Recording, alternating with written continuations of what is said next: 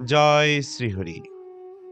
সুপ্রিয় শ্রোতাবৃন্দ, শ্রীমদ্ ভাগবতের দশম স্কন্ধ ভক্তির রসসিন্ধু। এই স্কন্ধে শ্রীকৃষ্ণ কেবল যদুবংশের রাজকুমার নন, তিনি পরব্রহ্ম, যার একটিমাত্র বংশীধ্বনিতে স্থাবর জঙ্গম সকলেই মোহিত হয়। বৃন্দাবনের নির্জন নিকুঞ্জে যখন শ্রীকৃষ্ণ তার মধুর বংশী বাজান, তখন সেই নাদ ব্রহ্ম ভেদ করে যায় গোপীগণের হৃদয়ের সকল বন্ধন, গৃহকর্ম, লজ্জা, সমাজ ও সংসারের সীমা।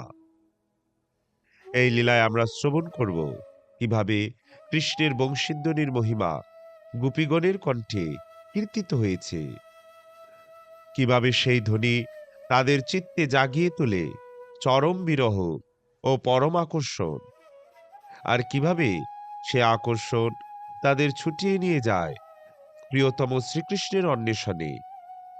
এই অন্বেষণ কেবল বাহ্যিক অনুসন্ধান নয়, এ হলো আত্মার পরমাত্মার সন্ধান, জীবের ঈশ্বরাভিমুখী যাত্রা।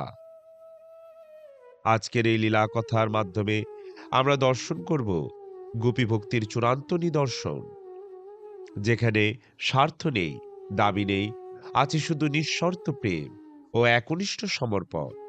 আসুন শ্রীকৃষ্ণের বংশীধ্বনির সেই অমৃত স্রোতে নিজ নিজ চিত্তকে স্নাত করে গোপীগণের সঙ্গে আমরাও প্রবেশ করি বৃন্দাবনের সে অপূর্ব লীলারসে। জয় শ্রীকৃষ্ণ। ভাগবত কথার অনুরাগে সকল শ্রোতাবৃন্দকে সশ্রদ্ধ প্রণতি নিবেদন করে এবং শ্রবণমাত্র পরমঙ্গল সাধনকারী গ্রন্থরাজ শ্রীমদ্ ভাগবতের বন্দনা করে শুরু করছি ভাগবতের দশম স্কন্ধ থেকে।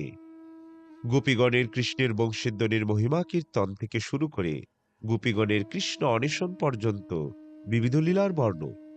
তাই সবাইকে মনোযোগ সহকারে শ্রবণ করার অনুরোধ রইল। তার আগে অমৃত কাদম্বিনী চ্যানেলটি সাবস্ক্রাইব না করলে এখনই সাবস্ক্রাইব করুন আর নিত্য ভাগবত কথা শ্রবণ করুন। হরি ওম তৎসৎ। নারায়ণম নমস্কৃত্য নরম চৈব নরোত্তমম দেবীম সরস্বতীম ব্যাসম তত জয়মতদীরে। তমাদিদেবম করুণানিধানম তমালবর্ণম সুইতাবতারম অপার সংসার সমুদ্র সেতুম ভজামহে ভাগবত স্বরূপম। ওম নমো ভগবতে বাসুদেবায়। শ্রীল সুখদেব গোস্বামী বললেন, এভাবেই বৃন্দাবনের অরণ্য শরৎকালীন স্বচ্ছ জলে পরিপূর্ণ ছিল এবং নির্মল সরোবরে উৎপন্ন পদ্মফুলের সুগন্ধযুক্ত বায়ুর দ্বারা সুশীতল হয়েছিল। অচ্যুত ভগবান তার গাভী ও গোপবালক সখাদের সঙ্গে সেই বৃন্দাবনের অরণ্যে প্রবেশ করলেন। বৃন্দাবনের সরোবর, নদী ও পর্বত সকল মত্ত ভ্রমর এবং পুষ্পিত বৃক্ষে বিচরণশীল পক্ষীকুলের ধ্বনিতে নিনাদিত ছিল। গোপবালকগণ ও শ্রী বলরামের সঙ্গে মধুপতি শ্রীকৃষ্ণ সেই বনে প্রবেশ করলেন এবং গোচারণকালে তার বংশী বাজাতে শুরু করলেন। অল্প বয়স্কা ব্রজনারীগণ যখন কৃষ্ণের বংশীর গীত শ্রবণ করলেন, যা কামদেবের প্রভাব উদয় করে, তখন তাদের কেউ কেউ গোপনে তাদের অন্তরঙ্গ সখীদের কাছে কৃষ্ণের গুণসমূহ বর্ণনা করতে আরম্ভ করলেন। গোপীগণ কৃষ্ণ সম্বন্ধে বলতে শুরু করলেন, কিন্তু যখন তার কার্যাবলী তারা স্মরণ করছিলেন, হে রাজন, তখন কামদেবের বেগে তাদের চিত্ত বিক্ষিপ্ত হওয়ায় তারা আর বলতে পারলেন না। মস্তকে ময়ূরপুচ্ছ ভূষণ, কর্ণদয়ে নীল কর্ণিকার পুষ্প, স্বর্ণের মতো উজ্জ্বল পীতবসন এবং বৈজয়ন্তীমালা পরিধান করে শ্রীকৃষ্ণ তার চিন্ময় নটবরূপ প্রদর্শন করে তারই পদচিহ্নের দ্বারা শোভিত বৃন্দাবনের অরণ্যে প্রবেশ করলেন। তিনি তার বেণুরন্ধ্রসমূহ তার অধরামৃত দ্বারা পূর্ণ করেছিলেন, আর গোপবালকেরা তখন তার মহিমা কীর্তন করছিল। হে রাজন, ব্রজের অল্পবয়স্ক নারীগণও যখন সমস্ত প্রাণীর মন হরণকারী কৃষ্ণের বংশীধ্বনি শ্রবণ করলেন, তখন তারা পরস্পরকে আলিঙ্গন করলেন। গোপিকারা বললেন, হে সখীগণ, যে সমস্ত চক্ষু নন্দ মহারাজের দুই পুত্রের সুন্দর মুখমণ্ডল দর্শন করে, তারা নিঃসন্দেহে ধন্য। কারণ এই দুই পুত্র তাদের সখাদের দ্বারা পরিবেষ্টিত হয়ে এবং তাদের সম্মুখে গাভীদের চালনা করে বনে প্রবেশ করে, এবং তারা তাদের মুখে বংশী ধারণ করে ও ব্রজবাসীদের প্রতি অনুরাগযুক্ত কটাক্ষপাত করে। তাই যাদের চক্ষু আছে, আমরা মনে করি তাদের কাছে এর থেকে শ্রেষ্ঠতর দর্শনীয় বস্তু আর কিছু নেই। যার উপর তাদের পুষ্পমালা সংলগ্ন ছিল, সেই মনোরম বিচিত্র বসন পরিধান করে এবং ময়ূরপুচ্ছ, উৎপল, পদ্ম, নবীন আম্রপল্লব ও পুষ্প মুকুলগুচ্ছের দ্বারা নিজেদের ভূষিত করে কৃষ্ণ বলরাম গোপবালকদের সবার মধ্যে অত্যুৎকৃষ্ট রূপে শোভা পাচ্ছিলেন। তাদের দেখতে ঠিক রঙ্গমঞ্চে আবির্ভূত দুই শ্রেষ্ঠ নর্তকের মতো মনে হচ্ছিল। আর মাঝে মাঝে তারা গান করছিলেন, হে গোপীগণ, স্বতন্ত্রভাবে কৃষ্ণের অধরামৃত উপভোগ করার জন্য এই বংশী এমন কি মঙ্গলজনক কার্যের অনুষ্ঠান করেছে, এবং প্রকৃতপক্ষে ওই অমৃত জাতের উপভোগ্য, সে আমাদের গোপিকাদের জন্য কেবলমাত্র রস অবশিষ্ট রেখেছে। এই বংশীর পূর্বপুরুষ বাঁশগাছগুলি আনন্দে অশ্রুধারা বর্ষণ করছে। যার তীরে বাঁশ জন্মগ্রহণ করেছে, তার মাথা সেই নদী আনন্দোচ্ছ্বাস অনুভব করে, এবং তাই সে বিকশিত পদ্মফুলের দ্বারা রোমাঞ্চিত হচ্ছে। হে সখী, দেবকী নন্দন কৃষ্ণের পাদপদ্ম সম্পদ লাভ করে বৃন্দাবন পৃথিবীর মহিমা বিস্তার করছে। গোবিন্দের বেণু শ্রবণ করে ময়ূরেরা যখন মত্ত হয়ে নৃত্য করে, তখন পাহাড়ের চূড়া থেকে অন্য প্রাণীরা তাদের দর্শন করে অভিভূত হয়ে পড়ে। এই নির্বুধ হরিণীরাই ধন্য, কারণ তারা নন্দ মহারাজের পুত্রের সমীপবর্তী হয়েছে, যিনি অত্যন্ত আকর্ষণীয় বেশে সজ্জিত হয়ে তার বাঁশি বাজাচ্ছেন। বাস্তবিকই কৃষ্ণসার মৃগ ও মৃগীগণ উভয়ই প্রণয়পূর্ণ দৃষ্টির দ্বারা ভগবানের পূজা করছিল। কৃষ্ণের সৌন্দর্য স্বভাব রমণীগণের নিকট উৎসব স্বরূপ। বাস্তবিকই দেবপত্নীগণ তাদের পতিগণের সঙ্গে বিমানে পরিভ্রমণকালে যখন তাকে এক পলক দর্শন করেন এবং তার নিনাদিত বংশীগীত শ্রবণ করেন, তখন কামদেবের দ্বারা তাদের হৃদয় কম্পিত হয়, আর তারা এতই মোহাচ্ছন্ন হন যে তাদের বেণীবন্ধন থেকে ফুলগুলি খসে পড়ে এবং তাদের কটিবস্ত্র শিথিল হয়ে যায়। তাদের উত্তোলিত কানগুলিকে পাত্রের মতো ব্যবহার করে গাভীরা কৃষ্ণের মুখনিসৃত বংশীগীতের সুধামৃত পান করছে। গোবৎসরা তাদের মায়ের স্তন থেকে খরিত দুগ্ধ মুখে পূর্ণ করে স্থিরভাবে অবস্থান করছে জেনে অশ্রুপূর্ণ নয়নে তারা গোবিন্দকে তাদের অন্তরে গ্রহণ করে তাকে আলিঙ্গন করছে। হে মাতা, এই বনে সকল পক্ষী কৃষ্ণকে দর্শনের জন্য অপূর্ব বৃক্ষ শাখায় আরূঢ় হয়েছে। চোখ বন্ধ করে তারা কেবলমাত্র নিঃশব্দে তার মধুর বংশীধ্বনি শ্রবণ করছে, এবং অন্য কোনো শব্দে তারা আকৃষ্ট হচ্ছে না। এই সমস্ত পক্ষী নিশ্চিত রূপে মহান মুনিগণের সমান স্তরে রয়েছে। নদীগুলি যখন কৃষ্ণের বংশীগীত শ্রবণ করে, তখন তাদের হৃদয় তাকে আকাঙ্ক্ষা করতে শুরু করে, এবং এভাবে তাদের স্রোতের বেগ ভঙ্গ হয়ে ঘূর্ণাবর্ত রূপে জল বিক্ষোভিত হয়ে ওঠে। তখন তাদের তরঙ্গরূপ বাহুর দ্বারা নদীগুলি মুরারির চরণকমল আলিঙ্গন করে এবং তা ধারণ করে পদ্মফুলের উপহার নিবেদন করে। প্রখর রৌদ্রের উত্তাপের মধ্যেও বলরাম ও গোপবালকদের সঙ্গে শ্রীকৃষ্ণ ব্রজের পশুগুলিকে চরাতে চরাতে অনবরত তার বংশীধ্বনি করছেন। তা দর্শন করে আকাশের মেঘ প্রেমবশত নিজেকে বিস্তার করেছে। সে উঁচুতে উঠে গিয়ে নিজ দেহের অসংখ্য পুষ্প সদৃশ জলবিন্দু দ্বারা তার সখার জন্য একটি ছত্র নির্মাণ করছে। বৃন্দাবন অঞ্চলের শবর রমণীরা যখন ঈষৎ লাল বর্ণের কুমকুমের দ্বারা চিহ্নিত তৃণ দর্শন করে তখন তারা কামে পীড়িত হয়ে বিচলিত হয়।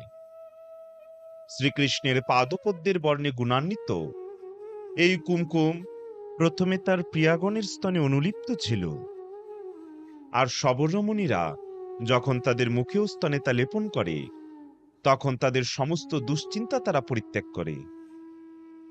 ভক্তগণের মধ্যে এই গোবর্ধন পর্বত শ্রেষ্ঠ। হে সখীগণ, এই পর্বত গোবৎস গাভী ও গোপগণের সঙ্গে কৃষ্ণ বলরামকে পানীয় জল, অত্যন্ত কোমল ঘাস, গুহা, ফল ফুল ও শাকসবজি সমস্ত রকমের প্রয়োজনীয় দ্রব্যই সরবরাহ করে। এভাবেই এই পর্বত ভগবানকে শ্রদ্ধা নিবেদন করছে। কৃষ্ণ বলরামের চরণস্পর্শ লাভ করার ফলে গোবর্ধন পর্বতকে অত্যন্ত উৎফুল্ল মনে হচ্ছে। প্রিয় সখীগণ, গাভীদের অগ্রে চারণা করে কৃষ্ণ বলরাম যখন তাদের গোপবালক সখাদের সঙ্গে বনের ভিতর দিয়ে গমন করে তখন তারা দুগ্ধ দোহনের সময় গাভীদের পিছনের পা বন্ধনকারী রজ্জু বহন করে। শ্রীকৃষ্ণ যখন তার বংশী বাজান তখন সে মধুর ধ্বনিতে গতিশীল প্রাণী সকল মূর্ছিত হয়ে পড়ে এবং গতিহীন বৃক্ষ সকল ভাবুচ্ছ্বাসে কম্পিত হতে থাকে। এই বিষয়গুলি নিঃসন্দেহে অতি বিচিত্র। এভাবেই বৃন্দাবনের বনে বিচরণকারী পরমেশ্বর ভগবানের ক্রীড়াময় লীলাসমূহ পরস্পরের প্রতি বর্ণনা করতে করতে গোপীগণ তার চিন্তায় সম্পূর্ণরূপে নিমগ্ন হয়েছিলেন। শ্রীল সুখদেব গোস্বামী বললেন, হেমন্তকালের প্রথম মাসে গোকুলের কুমারী কন্যাগণ দেবী কাত্যায়নীর অর্চনা ব্রত পালন করলেন। সারা মাস তারা কেবলমাত্র হবিষ্যান্ন ভোজন করেছিলেন। হে রাজন, সূর্যোদয়কালে যমুনার জলে স্নান করে গোপীগণ নদীর তীরে দেবী দুর্গার একটি মৃত্তিকাময়ী প্রতিমা নির্মাণ করলেন। তারপর তারা ঘষা চন্দনের মতো সুগন্ধযুক্ত দ্রব্য এবং সেই সঙ্গে দ্বীপ, ফল, সুপারি, নবপল্লব, সুগন্ধমাল্য ও ধূপসহ নানা প্রকার উপহারের দ্বারা তার পূজা করেছিলেন। হে দেবী কাত্যায়নী, হে ভগবানের মহাশক্তি, হে মহাযোগশক্তি ধারিণী এবং শক্তিশালিনী সর্বনিয়ন্তা, অনুগ্রহ করে নন্দ মহারাজের পুত্রকে আমার পতি করে দিন। আমি আপনাকে আমার প্রণাম নিবেদন করি। এই মন্ত্র জপ করতে করতে কুমারী কন্যাগণের প্রত্যেকে তার পূজা করছিলেন। এভাবেই 1 মাস ব্যাপী কন্যাগণ তাদের ব্রত পালন করেন এবং তাদের মন সম্পূর্ণরূপে কৃষ্ণে নিমগ্ন করে এবং নন্দ মহারাজের পুত্র আমার পতি হোক এই ভাবনায় ধ্যানস্থ হয়ে যথাযথভাবে দেবী ভদ্রকালীর পূজা করেছিলেন। প্রতিদিন তারা ভোরবেলায় উঠতেন, পরস্পরকে নাম ধরে ডেকে তারা হাত ধরাধরি করতেন এবং স্নান করার জন্য কালিন্দিতে গমনকালে উচ্চস্বরে কৃষ্ণের গুণগান করতেন। একদিন তারা নদীর তীরে এসে পূর্বের মতোই তাদের বসন একপাশে রেখে দিয়ে কৃষ্ণের মহিমাগান করতে করতে আনন্দে জলক্রীড়া করতে লাগলেন। যোগেশ্বরগণের ঈশ্বর পরমেশ্বর ভগবান শ্রীকৃষ্ণ গোপীরা কি করছিলেন সেই সম্বন্ধে অবগত ছিলেন, আর তাই তাদের প্রচেষ্টার পূর্ণতার ফলদানের উদ্দেশ্যে তার অল্প বয়স্ক সঙ্গীদের দ্বারা পরিবেষ্টিত হয়ে তিনি সেখানে আগমন করলেন। কুমারীগণের বসনসমূহ নিয়ে তিনি তাড়াতাড়ি একটি কদম্ব বৃক্ষের মাথায় আরোহণ করলেন। তারপর তিনি উচ্চস্বরে হাসতে থাকলে তার সঙ্গীগণও উচ্চস্বরে হাসতে লাগলেন। তখন তিনি পরিহাস ছলে কুমারীগণের উদ্দেশ্যে বললেন, হে কুমারীগণ, তোমরা প্রত্যেকে এখানে এসে ইচ্ছা অনুসারে তোমাদের বসন ফিরিয়ে নিয়ে যাও।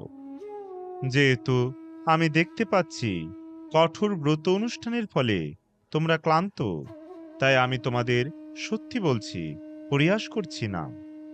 আমি পূর্বে কখনো মিথ্যা কথা বলিনি, এবং এই বালকেরা তা জানে। অতএব হে সুমধ্যমা কুমারীগণ, অনুগ্রহ করে হয় একে একে অথবা সকলে একত্রে গিয়ে এসে তোমাদের বস্ত্রগুলি তুলে নাও। কৃষ্ণ তাদের সঙ্গে কিভাবে পরিহাস করছেন তা দর্শন করে গোপীগণ পূর্ণরূপে তার প্রেমে নিমগ্ন হলেন, এবং পরস্পরের প্রতি দৃষ্টি নিক্ষেপ করে তারা সলজ্জভাবে হাসতে হাসতে নিজেদের মধ্যে পরিহাস করতে লাগলেন। কিন্তু তবুও তারা জল থেকে নির্গত হলেন না। শ্রী গোবিন্দ এভাবেই গোপীদের বলতে থাকলে তার পরিহাস বচন সম্পূর্ণভাবে তাদের চিত্তকে মোহিত করেছিল। শীতল জলে আকণ্ঠ নিমজ্জিতা হয়ে তারা কাঁপতে শুরু করলেন। এভাবেই তাকে উদ্দেশ্য করে তারা বললেন, হে কৃষ্ণ, অন্যায় করো না। আমরা জানি যে তুমি নন্দের মাননীয় পুত্র, এবং ব্রজের সকলেই তোমাকে সম্মান করে। তুমি আমাদেরও অত্যন্ত প্রিয়। অনুগ্রহ করে আমাদের বস্ত্রগুলি আমাদের ফিরিয়ে দাও। এই শীতল জলে আমরা কম্পিত হচ্ছি। হে শ্যাম সুন্দর, আমরা তোমার দাসী, এবং তুমি যা বলবে তা অবশ্যই করব, কিন্তু আমাদের বস্ত্রগুলি আমাদের ফিরিয়ে দাও। ধর্মীয় নীতিগুলি কি তা তুমি অবগত, এবং যদি তুমি বস্ত্রগুলি আমাদের ফিরিয়ে না দাও, তাহলে আমরা রাজাকে বলে দেব, অনুগ্রহ করো। পরমেশ্বর ভগবান বললেন, তোমরা কুমারীগণ যদি প্রকৃতই আমার দাসী হয়ে থাকো, এবং আমি যা বলবো তা যদি তোমরা সত্যিই করো, তাহলে তোমাদের সরল হাসি নিয়ে এখানে এসো, আর প্রত্যেক কুমারী তার নিজের বস্ত্র নিয়ে যাও। আমি যা বলছি তা যদি তোমরা না করো, তাহলে তোমাদের আমি তা ফেরত দেব না। আর রাজা যদি ক্রুদ্ধ হন, তিনি কি করতে পারেন? তারপর ক্লেশদায়ক শীতে কাঁপতে কাঁপতে কুমারীগণ তাদের হাত দিয়ে তাদের গোপন অঙ্গ আচ্ছাদিত করে জল থেকে উঠে এলেন। পরমেশ্বর ভগবান যখন লজ্জাহত গোপীগণকে দর্শন করলেন, তখন তিনি তাদের শুদ্ধ প্রেমভাবের দ্বারা সন্তুষ্ট হলেন। তাদের বস্ত্রসমূহ নিজের স্কন্ধে স্থাপন করে ভগবান মৃদু হেসে প্রীতি সহকারে তাদের বললেন, তোমরা কুমারীগণ ব্রত পালনকালে নগ্ন হয়ে স্নান করেছ, এবং এটি নিঃসন্দেহে দেবতাদের প্রতি একটি অপরাধ। তোমাদের পাপের প্রতিকারের জন্য তোমাদের মস্তকের উপর হাত জোর করে তোমাদের প্রণাম নিবেদন করা উচিত। তারপর তোমরা তোমাদের অধবসন ফিরিয়ে নাও। এভাবেই বৃন্দাবনের অল্পবয়স্ক কুমারীগণ ভগবান অচ্যুত তাদের যা বলেছেন তা বিবেচনা করে স্বীকার করলেন যে নদীতে নগ্ন হয়ে স্নান করার ফলে তাদের ব্রত ভঙ্গ হয়েছে। কিন্তু তবু তারা তাদের ব্রত সাফল্যজনকভাবে শেষ করার জন্য আকাঙ্ক্ষা করছিলেন।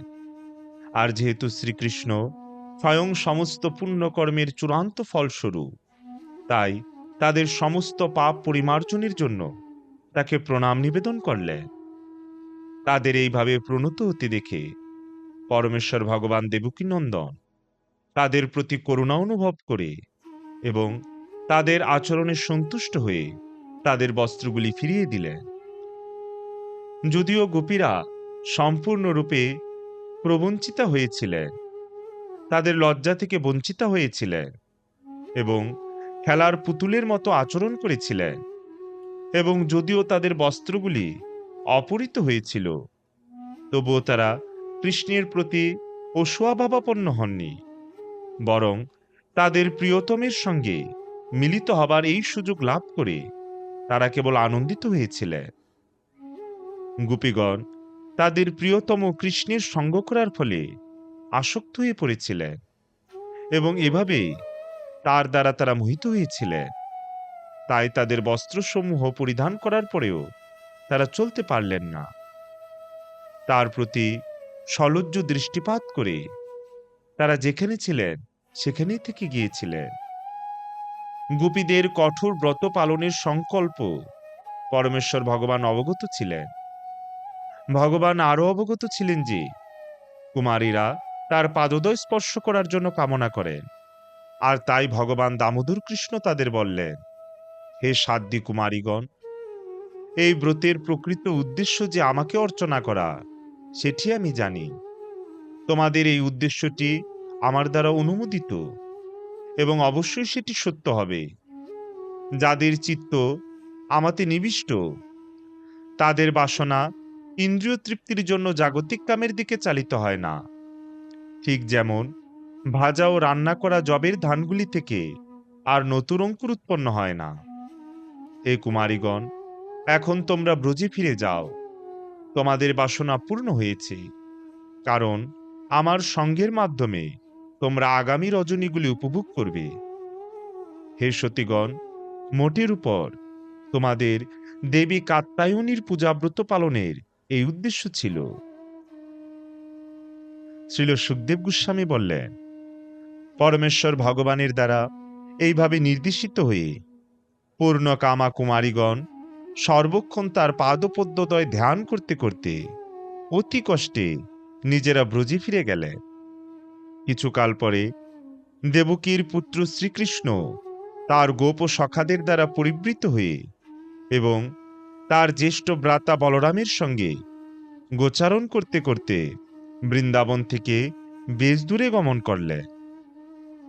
সূর্যের উত্তাপ যখন তীব্র হল, তখন শ্রীকৃষ্ণ দেখলেন যে বৃক্ষগুলি তাকে ছায়া প্রদান করে ছত্রের মতো আচরণ করছে, এবং তাই তিনি তার বালক সখাদের এভাবে বললেন, হে স্তকু কৃষ্ণ ও অংশু, হে শ্রীধামা, সুবল ও অর্জুন, হে বৃষভ, উজসী, দেবপ্রস্থ ও বরুথপ, এই মহা সৌভাগ্যবান বৃক্ষসমূহ দর্শন করো, যাদের জীবন সম্পূর্ণরূপে অপরের মঙ্গলের জন্য উৎসর্গীকৃত।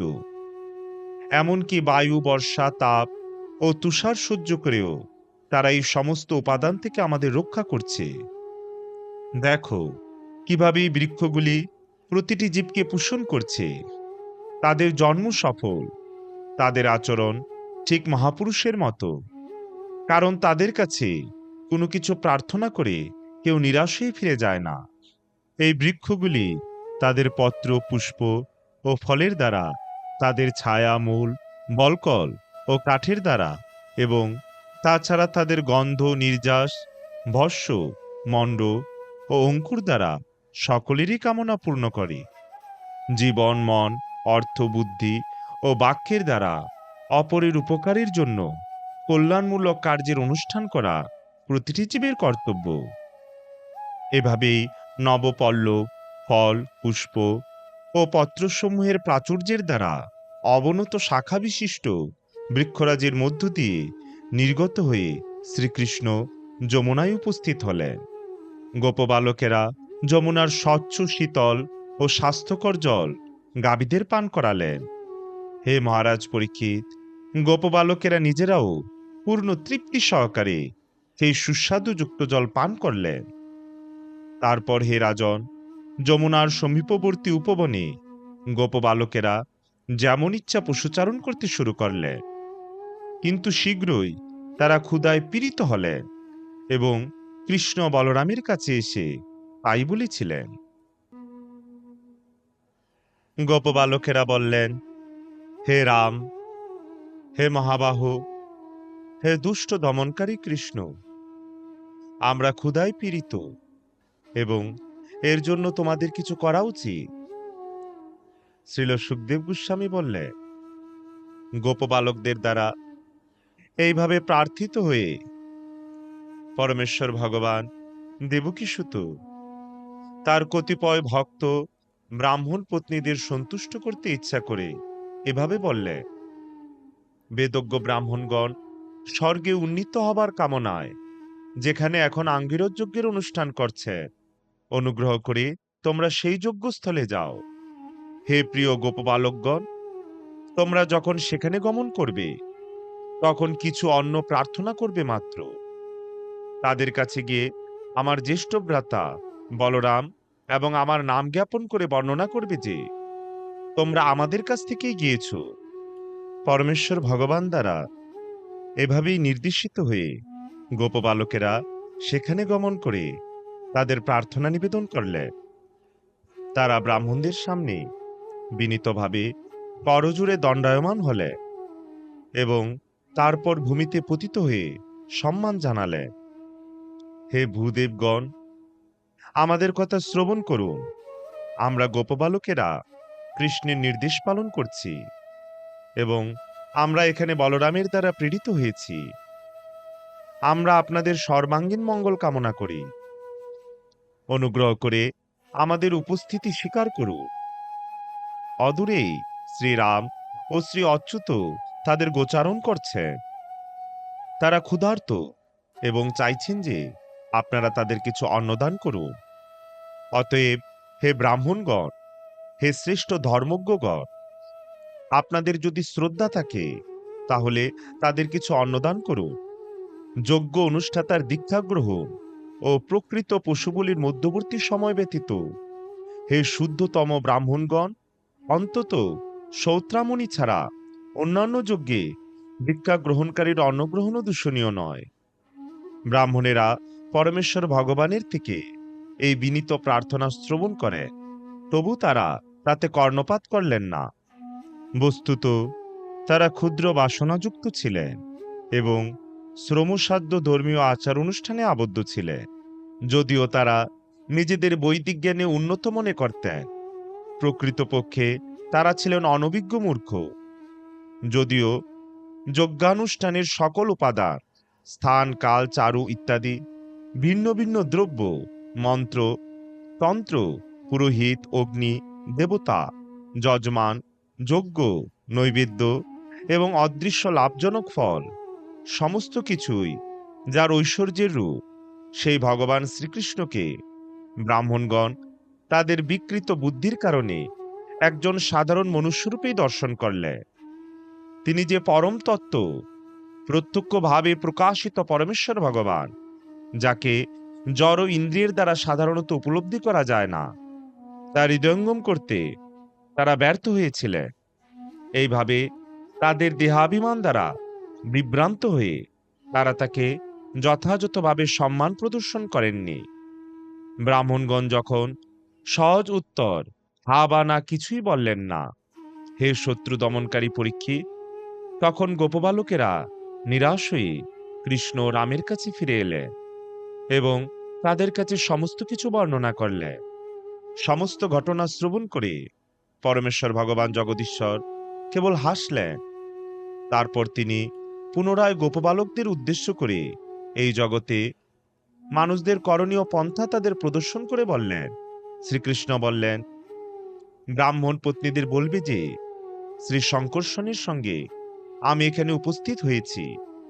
তারা অবশ্যই তোমরা যত চাও তত অন্ন তোমাদের প্রদান করবেন, কারণ তারা আমার প্রতি অত্যন্ত স্নেহপরায়ণ এবং বাস্তবিক পক্ষে তাদের বুদ্ধিমত্তার দ্বারা তারা কেবল আমাতে অবস্থান করছে। ব্রাহ্মণ পত্নীগণ যেখানে অবস্থান করছিলেন, গোপবালকগণ তখন সেই গৃহে গমন করলে। সেখানে বালকেরা সুন্দর অলঙ্কারে শোভিত হয়ে সেই সাধ্বী স্ত্রীগণকে বসে থাকতে দেখলে। ব্রাহ্মণ পত্নীগণের প্রতি প্রণতি নিবেদন করে বালকেরা বিনীতভাবে তাদের বললে, হে জ্ঞানী ব্রাহ্মণ পত্নীগণ, আপনাদের প্রতি প্রণতি নিবেদন করি, দয়া করে আমাদের কথা শ্রবণ করুন। অনতি দূরে বিচরণরত শ্রীকৃষ্ণের দ্বারা আমরা এখানে প্রেরিত হয়েছি। গোচারণ করতে করতে তিনি গোপবালকগণ ও শ্রী বলরামের সঙ্গে অনেক দূরে চলে এসেছে। এখন তিনি ক্ষুধার্ত, তাই তার ও তার সঙ্গীদের জন্য কিছু অন্ন প্রদান করুন। ব্রাহ্মণ পত্নীগণ কৃষ্ণকে দর্শন করতে সর্বদা আগ্রহী ছিলেন, কারণ তার বিবরণের দ্বারা তাদের মন উল্লসিত হয়েছিল। এভাবেই তার আগমনের কথা শ্রবণ করা মাত্রই তারা অত্যন্ত ব্যস্ত হয়ে পড়লেন। নদীগুলি যেমন সমুদ্রের দিকে প্রবাহিত হয়, সেভাবেই বৃহৎ ভোজন পাত্রগুলিতে সুস্বাদু ও সুগন্ধযুক্ত চতুর্বিধ খাদ্য সামগ্রী সঙ্গে নিয়ে সকল স্ত্রীগণ তাদের প্রিয়জনের সঙ্গে সাক্ষাতের উদ্দেশ্যে গমন করলেন। দীর্ঘকাল শ্রীকৃষ্ণের অপাকৃত গুণাবলী শ্রবণের ফলে তাদের চিত্ত আসক্ত হওয়ায় তাদের পতি, ভ্রাতা, পুত্র ও অন্যান্য স্বজনদের দ্বারা নিরুৎসাহিত হওয়া সত্ত্বেও তাদের কৃষ্ণ সন্দর্শনের আশা জয়ী হয়েছিল। যমুনা নদীর সংলগ্ন অশোক বৃক্ষের নবপল্লব সুশোভিত উপবনে গোপ বালকদের দ্বারা পরিবেষ্টিত ও তার জ্যেষ্ঠ ভ্রাতা বলরাম সহ বিচরণশীল তাকে তারা দর্শন করলেন। তার গাত্রবর্ণ ছিল শ্যাম এবং বসন ছিল পীত। শিখিপুচ্ছ, বর্ণময় ধাতু, পল্লব এবং বনমালা ও পত্র সকল ধারণ করে তিনি নটবরের মতো সজ্জিত ছিলেন। তিনি এক হাত তার সখার স্কন্ধে স্থাপন করে অন্য হাত দিয়ে একটি পদ্ম সঞ্চালন করছিলেন। তার কর্ণদয়ে উৎপল শোভা পাচ্ছিল, তার কপলে কেশোদাম ঝুলছিল এবং তার মুখপদ্ম মৃদু হাস্যযুক্ত ছিল। হে নরেন্দ্র, দীর্ঘকাল যাবৎ সেই ব্রাহ্মণ পত্নীগণ তাদের প্রিয়তম শ্রীকৃষ্ণের কথা শ্রবণ করেছিলেন। বাস্তবিকই তাদের মন সর্বদাই তার প্রতি নিমগ্ন থাকত। তাদের নয়নের রন্ধ্রপথে এখন তারা তাদের হৃদয়ের অভ্যন্তরে তাকে প্রবেশ করিয়ে দীর্ঘক্ষণ আলিঙ্গন করেছিলেন। অবশেষে এভাবেই তাদের বিরহের সন্তাপ তারা পরিত্যাগ করেছিলেন, ঠিক যেমন মুনিগণ তাদের অন্তর চেতনাকে আলিঙ্গনের দ্বারা মিথ্যা অহংকারের উৎকণ্ঠা পরিত্যাগ করে। কিভাবে সমস্ত জাগতিক আশা পরিত্যাগ করে কেবল তাকে দর্শনের জন্য সেই স্ত্রীগণ সেখানে এসেছিলেন, সমস্ত প্রাণীর চিন্তাধারার সাক্ষী স্বরূপ শ্রীকৃষ্ণ তা জানতে পেরেছিলেন। তাই তিনি সহাস্যবদনে তাদের এভাবে বললেন, হে সৌভাগ্যবতী স্ত্রীগণ, স্বাগত। উপবেশন করে তোমরা বিশ্রাম গ্রহণ করো। তোমাদের জন্য আমি কি করতে পারি? আমাকে দর্শন করতে তোমরা যে এখানে এসেছো তা উপযুক্তই হয়েছে। যারা নিজেদের প্রকৃতই স্বার্থ দর্শন করতে পারে, নিঃসন্দেহে সেই দক্ষ ব্যক্তিগণ প্রত্যক্ষভাবে আমার প্রতি অহৈতুকী ও অপ্রতিহতা ভক্তি সম্পাদন করে থাকে, কারণ আমি আত্মার অত্যন্ত প্রিয়। কেবলমাত্র আত্মার সঙ্গে সম্পর্কের ফলে কারো প্রাণ, বুদ্ধি, মন, স্বজন, দেহ, স্ত্রী, সন্তান, ধন ইত্যাদি প্রিয় হয়ে থাকে। অতএব কারো নিজের আত্মার চেয়ে আর কি বস্তু সম্ভবত অধিকতর প্রিয় হতে পারে? তাই তোমাদের যজ্ঞস্থলে ফিরে যাওয়া উচিত, কারণ তোমাদের জ্ঞানী ব্রাহ্মণপতিগণ গৃহস্থ এবং তাদের নিজ নিজ যজ্ঞ সমাপ্তির জন্য তোমাদের সহায়তা প্রয়োজন। ব্রাহ্মণ পত্নীগণ উত্তর করলেন, হে সর্বশক্তিমান, অনুগ্রহ করে এরূপ নিষ্ঠুর বাক্য বলবেন না। বরং আপনি যে সর্বদাই দয়া করে আমাদের ভক্তবৃন্দের সঙ্গে ভাব বিনিময় করে থাকেন, সেই প্রতিজ্ঞা আপনার পূরণ করা উচিত। এখন আমরা আপনার পাদপদ্মে উপস্থিত হয়েছি। আমরা কেবলমাত্র এখানে এই অরণ্যে অবস্থান করতে ইচ্ছা করি, যাতে আমরা আমাদের মস্তকে আপনার পাদপদ্মে অবজ্ঞাভরে প্রদত্ত তুলসীমালাটি বহন করতে পারি। আমরা সমস্ত রকম জাগতিক সম্পর্কগুলি পরিত্যাগ করতে প্রস্তুত। আমাদের পতি, পিতা, সন্তান, ভ্রাতা, অন্যান্য আত্মীয় স্বজন ও বন্ধুগণ আমাদের আর ফিরিয়ে নেবে না, তাহলে অন্য কে আর আমাদের আশ্রয় দিতে ইচ্ছুক হবে? অতএব হে অরিন্দম, যেহেতু আমরা আপনার চরণ কমলে পতিত হয়েছি, এবং আমাদের অন্য আর কোনো গতি নেই। দয়া করে আমাদের বাসনা অনুমোদন করুন।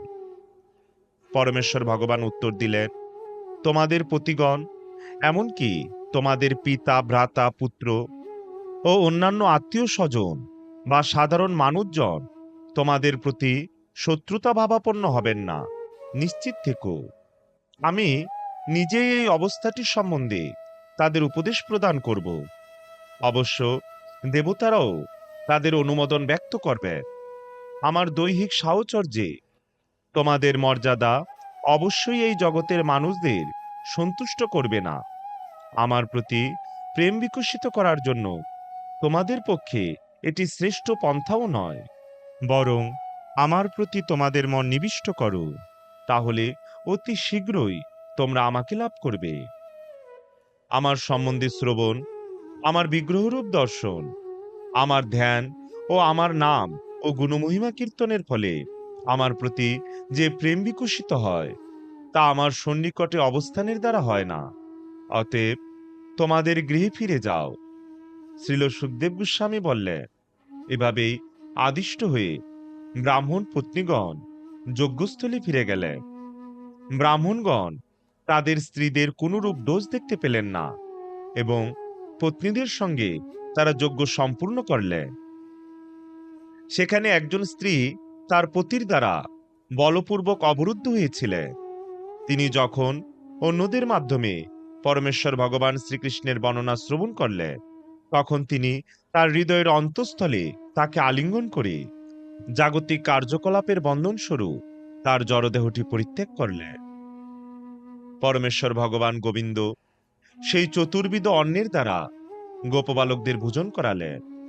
তারপর সর্বশক্তিমান ভগবান স্বয়ং সেই অন্ন ভোজন করলেন। এভাবেই পরমেশ্বর ভগবান তার লীলাবিলাস সম্পাদনের জন্য মানুষের মতো আবির্ভূত হয়ে মানব সমাজের আচরণ অনুকরণ করেছিলেন। তিনি তার সৌন্দর্য, বচন ও কার্যকলাপের দ্বারা তার গাভী, গোপসখা ও গোপবালিকাদের সন্তুষ্ট করে আনন্দ উপভোগ করেছিলেন।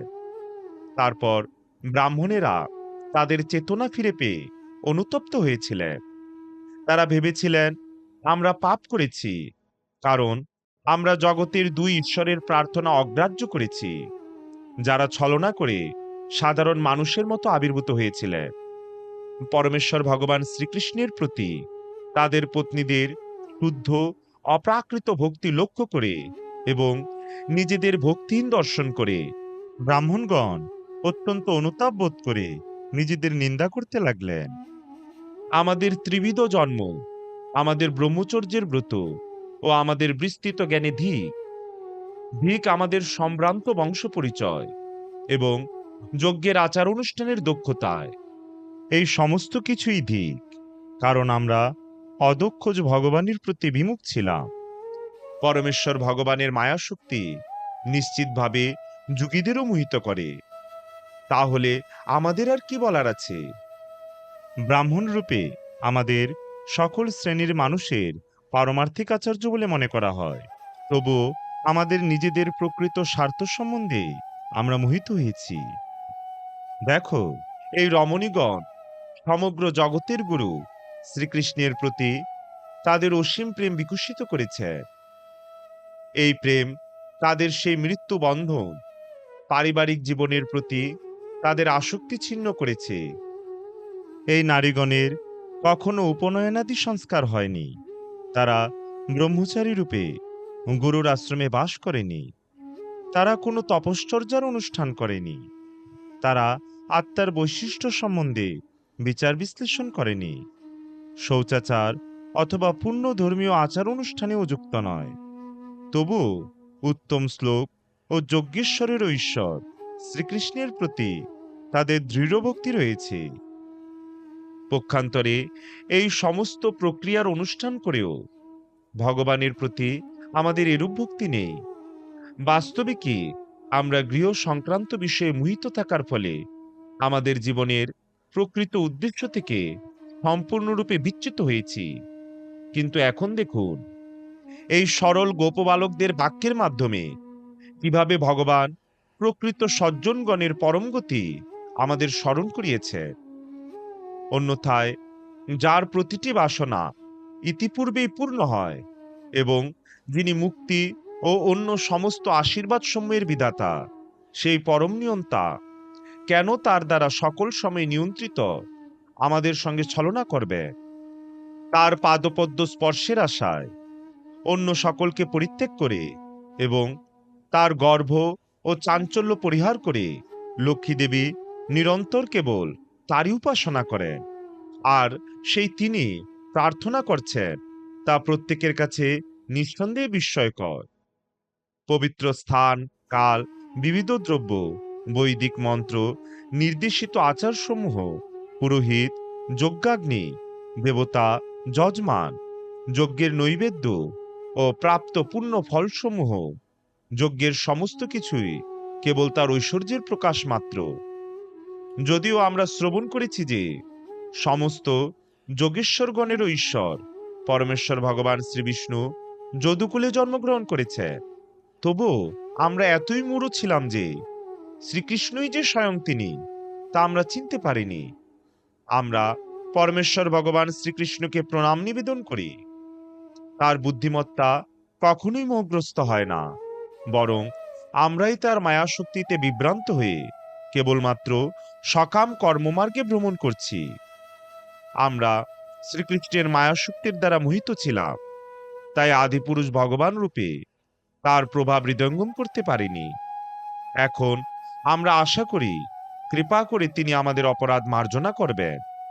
এভাবেই কৃষ্ণকে অবহেলার দ্বারা কৃত পাপ স্মরণ করে তাকে দর্শনের জন্য তারা অত্যন্ত আগ্রহী হলে, কিন্তু রাজা কংসের ভয়ে তারা ব্রজে গমন করতে সাহস করলেন না। শ্রীল সুখদেব গোস্বামী বললেন, শ্রীকৃষ্ণ তার ভ্রাতা বলদেবের সঙ্গে বৃন্দাবনে অবস্থানকালে দেখলেন যে গোপগণ ব্যস্তভাবে ইন্দ্রযজ্ঞের আয়োজন করছে।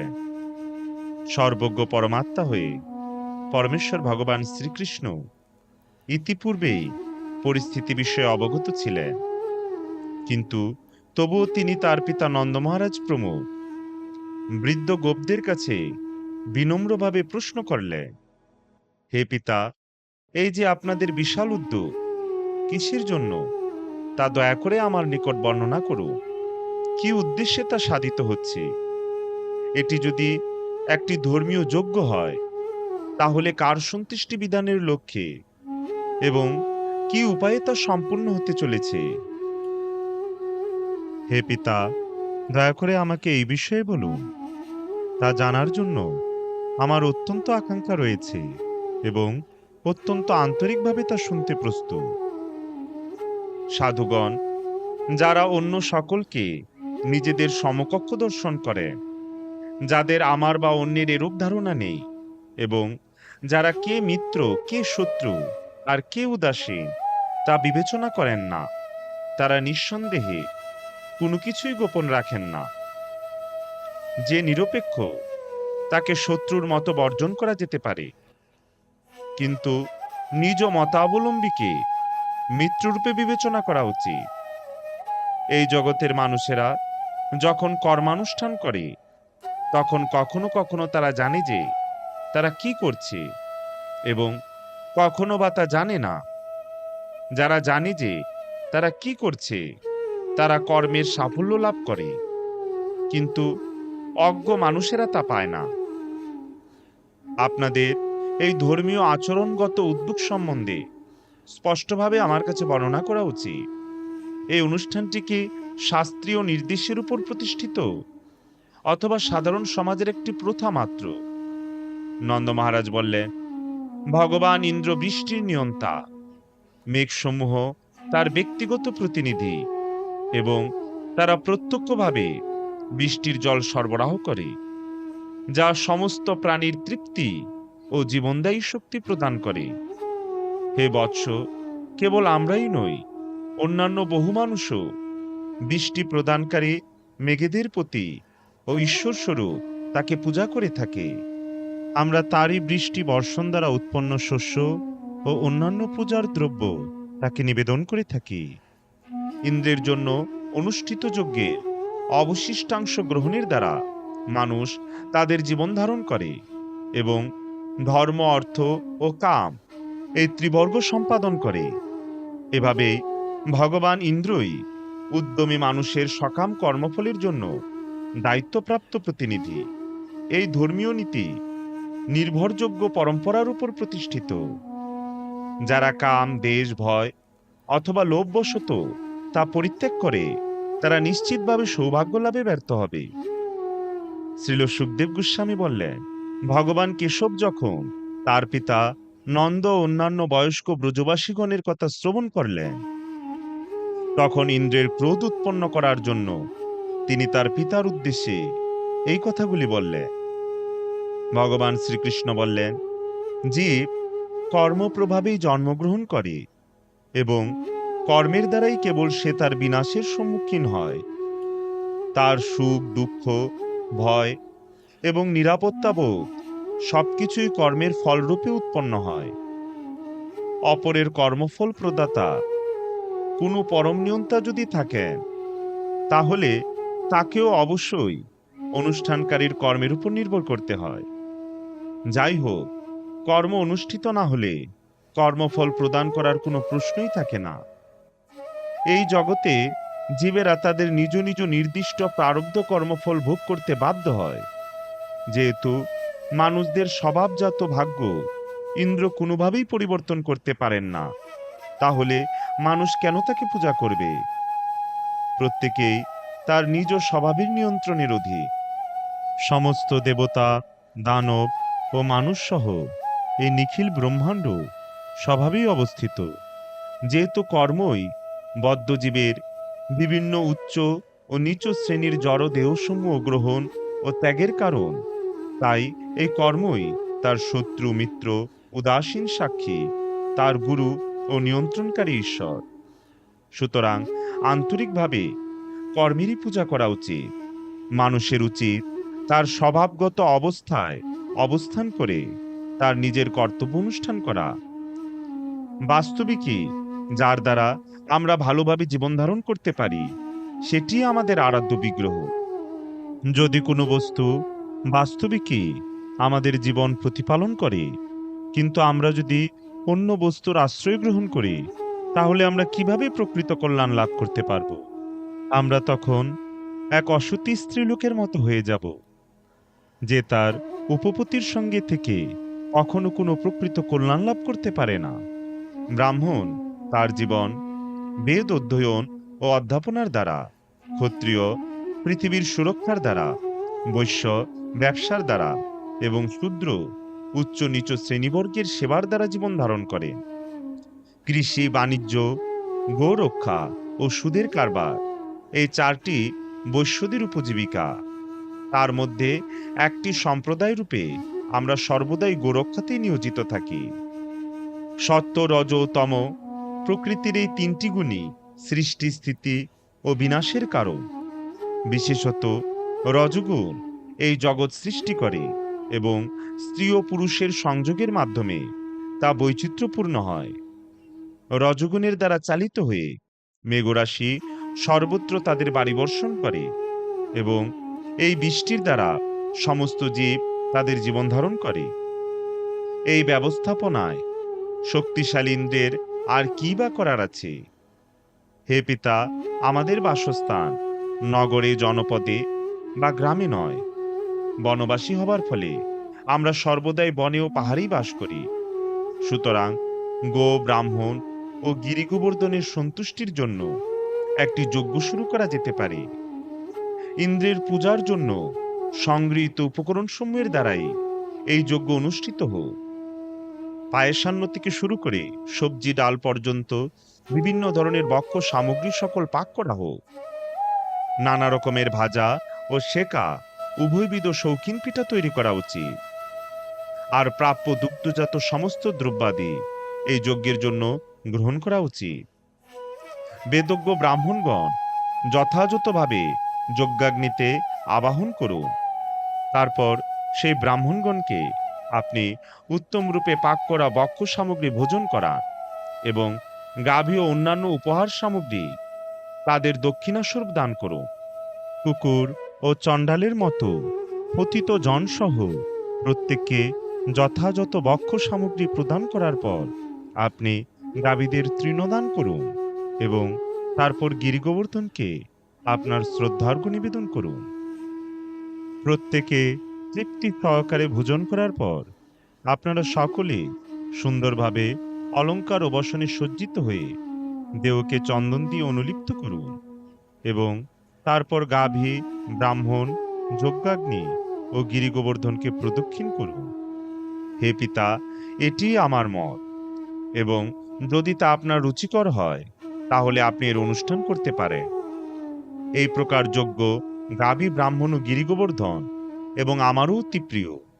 শ্রীল সুখদেব গোস্বামী বললেন, স্বয়ং শক্তিশালী কালস্বরূপ ভগবান শ্রীকৃষ্ণ ইন্দ্রের মিথ্যা গর্ব চূর্ণ করার ইচ্ছা করেছিলেন। যখন নন্দ ও বৃন্দাবনের অন্যান্য জ্যেষ্ঠ গোপগণ শ্রীকৃষ্ণের কথা শ্রবণ করলেন, তখন তারা তা যথাযথ রূপে গ্রহণ করলেন। গোপ সম্প্রদায় তখন মধুসূদনের প্রস্তাব অনুযায়ী সমস্ত কিছুই করলেন। তারা ব্রাহ্মণদের দিয়ে মঙ্গলময় বৈদিক মন্ত্র পাঠ করালেন এবং ইন্দ্রের যজ্ঞের জন্য নির্দিষ্ট দ্রব্যাদি ব্যবহার করে তারা গিরিগোবর্ধন ও ব্রাহ্মণগণকে শ্রদ্ধার্ঘ্য নিবেদন করলেন। তারা গাভীগুলিকে উত্তীর্ণদান করেছিলেন। তারপর গাভী, বলদ ও গোবৎসদের তাদের সম্মুখে স্থাপন করে তারা গিরিগোবর্ধন প্রদক্ষিণ করলেন। সুন্দর অলঙ্কারে শোভিত গোপীগণ যখন বৃষবাহিত শকটে আরোহণ করে অনুগমন করছিলেন, তখন তারা শ্রীকৃষ্ণের গুণমহিমা করছিলেন এবং তাদের গান ব্রাহ্মণগণের আশীর্বাদ কীর্তনের সঙ্গে মিশ্রিত হয়েছিল। গোপগণের বিশ্বাস উৎপাদনের জন্য কৃষ্ণ তখন এক অভূতপূর্ব বিশাল রূপ ধারণ করলেন। আমিই গিরিগোবর্ধন ঘোষণা করে তিনি প্রচুর পূজার্ঘ্য বক্ষণ করলেন। ব্রজবাসীগণের সঙ্গে একত্রে ভগবান গিরিগোবর্ধনের এই রূপের প্রতি প্রণত হলেন। এভাবেই বস্তুত নিজেকেই প্রণাম নিবেদন করলেন। তারপর তিনি বললেন, দেখো কিভাবে এই পর্বত মূর্তিরূপে আবির্ভূত হয়ে আমাদের প্রতি অনুগ্রহ প্রদান করছে। এই গোবর্ধন পর্বত ইচ্ছা অনুসারে যে কোনো রূপ ধারণ করে তাকে অবজ্ঞাকারী যে কোনো বনবাসীগণকে হত্যা করবে। অতএব আমাদের ও আমাদের গাভীদের সুরক্ষার জন্য তাকে আমরা প্রণাম নিবেদন করি। ভগবান বাসুদেবের দ্বারা অনুপ্রাণিত হয়ে এভাবেই গিরিগোবর্ধন গাভী ও ব্রাহ্মণদের যজ্ঞ যথাযথভাবে সম্পাদন করে গোপগণ শ্রীকৃষ্ণের সঙ্গে তাদের গ্রাম ব্রজে ফিরে গেলে। শ্রীল সুখদেব গোস্বামী বললেন, হে মহারাজ পরীক্ষিত, ইন্দ্র যখন জানতে পারলেন যে তার যজ্ঞ বিনষ্ট হয়েছে, তখন তিনি কৃষ্ণকে তাদের ভগবান রূপে গ্রহণকারী নন্দ মহারাজ ও অন্য গোপগণের উপর প্রচণ্ড ক্রুদ্ধ হলেন। ক্রুদ্ধ ইন্দ্র সাংবর্তক নামক বিশ্ব ধ্বংসকারী মেঘরাশিকে প্রেরণ করলেন। নিজেকে পরম নিয়ন্তা কল্পনা করে তিনি বলতে লাগলেন, দেখো এই গোপগণ বনে বাস করে কিভাবে তাদের ঐশ্বর্যের দ্বারা অত্যন্ত প্রমত্ত হয়ে উঠেছে। তারা একটি সাধারণ মানুষ কৃষ্ণের শরণাগত হয়েছে এবং এভাবেই তারা দেবতাদের প্রতি অপরাধ করেছে। তাদের কৃষ্ণের আশ্রয় গ্রহণ ঠিক যেন মানুষদের মূর্খ প্রচেষ্টার মতো, যারা আত্মার সম্বন্ধীয় দিব্য জ্ঞান পরিত্যাগ করে এবং তার পরিবর্তে নৌকা সদৃশ সকাম ধর্মীয় আচারপূর্ণ যজ্ঞের মাধ্যমে ভবসমুদ্র পার হবার চেষ্টা করে।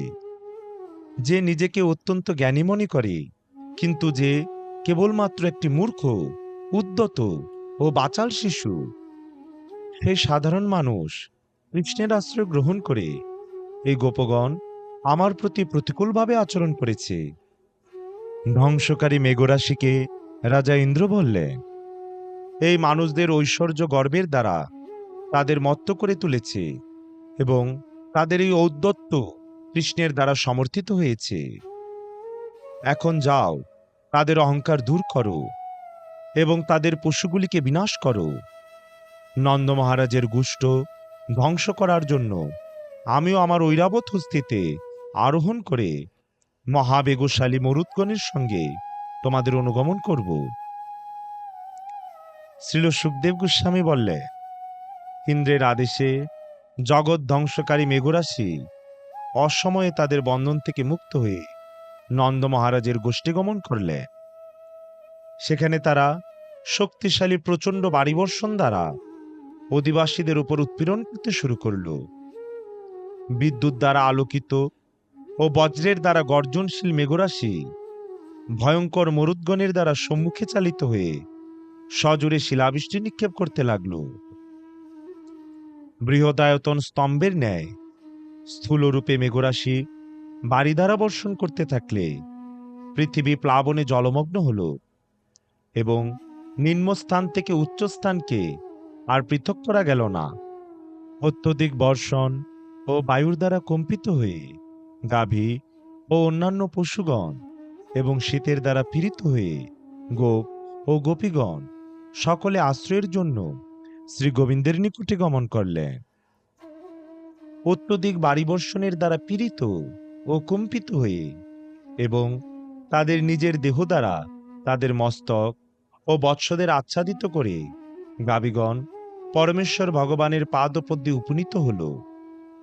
গোপ ও গোপীগণ ভগবানকে উদ্দেশ্য করে বললেন, কৃষ্ণ, হে কৃষ্ণ, হে মহা সৌভাগ্যশালী, অনুগ্রহ করে ইন্দ্রের ক্রোধ থেকে গাভীদের রক্ষা করুন। হে প্রভু, আপনি ভক্তবৎসল, দয়া করে আমাদেরও রক্ষা করুন। তার গোকুলের অধিবাসী বৃন্দকে শিলাবৃষ্টি ও প্রবল বায়ুর প্রচণ্ড আক্রমণে বাস্তবিকই অচেতন দর্শন করে পরমেশ্বর ভগবান হরি হৃদঙ্গম করলেন যে এটি ক্রুদ্ধ ইন্দ্রের কাজ। যেহেতু আমরা তার যজ্ঞ বন্ধ করেছি, প্রবল বায়ু ও শিলা সহযোগে ইন্দ্র অস্বাভাবিকভাবে ভয়ঙ্কর এই অকাল বাড়ি বর্ষণ করছেন। আমার যোগশক্তি দ্বারা আমি সম্পূর্ণরূপে ইন্দ্র কর্তৃক সৃষ্ট এই উপদ্রবের প্রতিকার করব। ইন্দ্রের মতো দেবতারা তাদের ঐশ্বর্যের জন্য গর্বিত এবং মূঢ়তাবশত তারা মিথ্যাভাবে নিজেদের জগদীশ্বর বিবেচনা করছে। আমি এখন এই প্রকার অজ্ঞতা বিনাশ করব। যেহেতু দেবতারা সত্যগুণযুক্ত, নিজেকে ঈশ্বররূপে অভিমান করা তাদের অবশ্যই সঙ্গত নয়। আমি যখন সত্যগুণবিহীন তাদের মিথ্যা সম্মান ভঙ্গ করি, তখন আমার উদ্দেশ্যটি হচ্ছে তাদের শাস্তি প্রদান করা। যেহেতু আমি তাদের আশ্রয়, আমি তাদের নাথ এবং বস্তুত তারা আমার নিজের পরিবার স্বরূপ, সুতরাং আমি অবশ্যই আমার অপাকৃত শক্তির দ্বারা গোপ সম্প্রদায়কে রক্ষা করব। যাই হোক, আমি আমার ভক্তকে রক্ষা করার ব্রত গ্রহণ করেছি। এই কথা বলে স্বয়ং বিষ্ণু স্বরূপ শ্রীকৃষ্ণ এক হাতে গোবর্ধন পর্বতকে উত্তোলন করে একটি বালক যেভাবে অনায়াসে ছাতার মতো গাছ ধারণ করে, ঠিক সেভাবেই তাকে ঊর্ধ্বে ধারণ করলেন। ভগবান তখন গোপ সমাজকে বললেন, হে মাতা, হে পিতা, হে ব্রজবাসীগণ, তোমরা যদি ইচ্ছা করো তবে এখন তোমাদের গাভীগুলি নিয়ে এই পর্বতের নিচে আসতে পারো। এই পর্বত আমার হাত থেকে পতিত হবে, তোমাদের এই রকম ভয় করা উচিত নয়। আর বায়ু ও বর্ষণের জন্য ভীত হইও না, কারণ ইতিমধ্যেই এই সমস্ত উৎপীড়ন থেকে তোমাদের পরিত্রাণের আয়োজন করা হয়েছে। কৃষ্ণের দ্বারা তাদের মন এভাবেই আশ্বস্ত হয়ে তারা সকলে পাহাড়ের নিচে প্রবেশ করলেন, যেখানে তারা নিজেদের জন্য এবং তাদের গাভী সকল শকটসমূহ, ভৃত্য ও পুরোহিতগণ এবং সেই সঙ্গে গোপ সম্প্রদায়ের অন্যান্য সকলের জন্য যথেষ্ট জায়গা পেলেন। ক্ষুধা ও তৃষ্ণা বিস্তৃত হয়ে এবং সমস্ত ব্যক্তিগত সুখ স্বাচ্ছন্দ্য সরিয়ে রেখে শ্রীকৃষ্ণ 7 দিন ধরে পর্বতকে ধারণ করে সেখানে দাঁড়িয়ে থাকলেন। আর ব্রজবাসীরা তাকে নিরীক্ষণ করছিলেন। ইন্দ্র যখন শ্রীকৃষ্ণের এই যোগশক্তির প্রদর্শন পর্যবেক্ষণ করলেন, তখন তিনি অত্যন্ত বিস্মিত হলেন। তার মিথ্যা গর্বের স্তর থেকে চ্যুত হয়ে এবং তার সংকল্প থেকে ভ্রষ্ট হয়ে তিনি তার মেঘরাশিকে বিরত হতে নির্দেশ দিলেন। প্রচণ্ড বায়ু ও বৃষ্টি এখন বিরত হয়েছে, আকাশ মেঘশূন্য হয়েছে এবং সূর্য উদিত হয়েছে দর্শন করে গিরিগোবর্ধন উত্তোলনকারী শ্রীকৃষ্ণ গোপ সম্প্রদায়কে বললেন, হে গোপগণ, তোদের স্ত্রী, সন্তান ও সম্পত্তি নিয়ে বহির্গত হও, ভয় ত্যাগ করো। বায়ু ও বৃষ্টি থেমে গেছে এবং নদীর জলের উচ্চতাও কমে গেছে। তাদের নিজ নিজ গাভী সকল সংগ্রহ এবং উপকরণাদি তাদের শকটে বোঝাই করার পর গোপগণ নির্গত হলে স্ত্রী, শিশু এবং বৃদ্ধারাও ধীরে ধীরে তাদের অনুসরণ করলেন। যখন সমস্ত প্রাণীগণ নিরীক্ষণ করছিলেন, তখন পরমেশ্বর ভগবান পর্বতকে তার স্বস্থানে স্থাপন করলেন, ঠিক যেন সেটি আগের মতোই দাঁড়িয়ে আছে। সমগ্র বৃন্দাবনবাসীরা প্রেমে আবিষ্ট হয়ে অভিভূত হলেন এবং তার সঙ্গে তাদের ব্যক্তিগত সম্পর্ক অনুযায়ী কেউ তাকে আলিঙ্গন করে, অন্যরা অবনত হয়ে প্রণামাদির দ্বারা শ্রীকৃষ্ণকে অভিনন্দিত করতে তার কাছেই গিয়ে এলেন। গোপীগণ সম্মানের নিদর্শন স্বরূপ দধি মিশ্রিত জল ও যব উপস্থাপন করলেন এবং তারা তার উপর শুভ আশীর্বাদ বর্ষণ করলেন। মাতা যশোদা, মাতা রোহিণী, নন্দ মহারাজ ও মহাবলশালী বলরাম সকলে কৃষ্ণকে আলিঙ্গন করলেন। স্নেহে অভিভূত হয়ে তারা তাকে তাদের আশীর্বাদ প্রদান করলেন। হে রাজন, সিদ্ধ, সাধ্য, গন্ধর্ব ও চারণগণ সহ স্বর্গের দেবতাগণ সকলে শ্রীকৃষ্ণের স্তবগান করলেন এবং পরম সন্তোষ সহকারে পুষ্পবর্ষণ করলেন। হে পরীক্ষিত, স্বর্গের দেবতাগণ তাদের শঙ্খ ও দুন্দুবিধ্বনি সহকারে বাধিত করেছিলেন এবং তুম্বুরু প্রমুখ শ্রেষ্ঠ গন্ধর্বগণ গান করতে শুরু করেছিলেন। তাদের প্রিয় গোপসখাগণ ও শ্রী বলরামের দ্বারা পরিবেষ্টিত হয়ে কৃষ্ণ তখন যেখানে তাদের গাভীদের পরিচর্যা করতেন সেই স্থানে গমন করলেন। গোপিকাগণ অত্যন্ত গভীরভাবে তাদের হৃদয় স্পর্শকারী শ্রীকৃষ্ণের দ্বারা অনুষ্ঠিত গিরিগোবর্ধন উত্তোলন ও অন্যান্য মহিমাময় কার্য সকল আনন্দ সহকারে গান করতে করতে তাদের গৃহে ফিরে গেলে। শ্রীল সুখদেব গোস্বামী বললেন, গোপগণ গিরিগোবর্ধন উত্তোলন রূপ কৃষ্ণের কার্যাবলী প্রত্যক্ষ করে বিস্মিত হয়েছিলেন।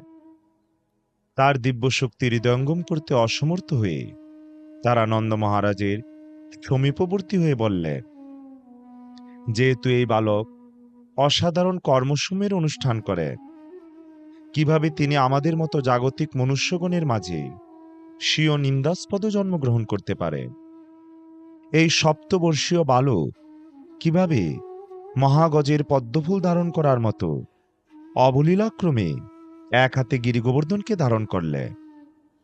কাল যেমন শরীরের আয়ু শোষণ করেন, নিতান্ত এক প্রায় মুদিত চক্ষু শিশুরূপে তিনি মহাবল পুতনা রাক্ষসের স্তনপান করে তার প্রাণবায়ু শোষণ করেছিলেন।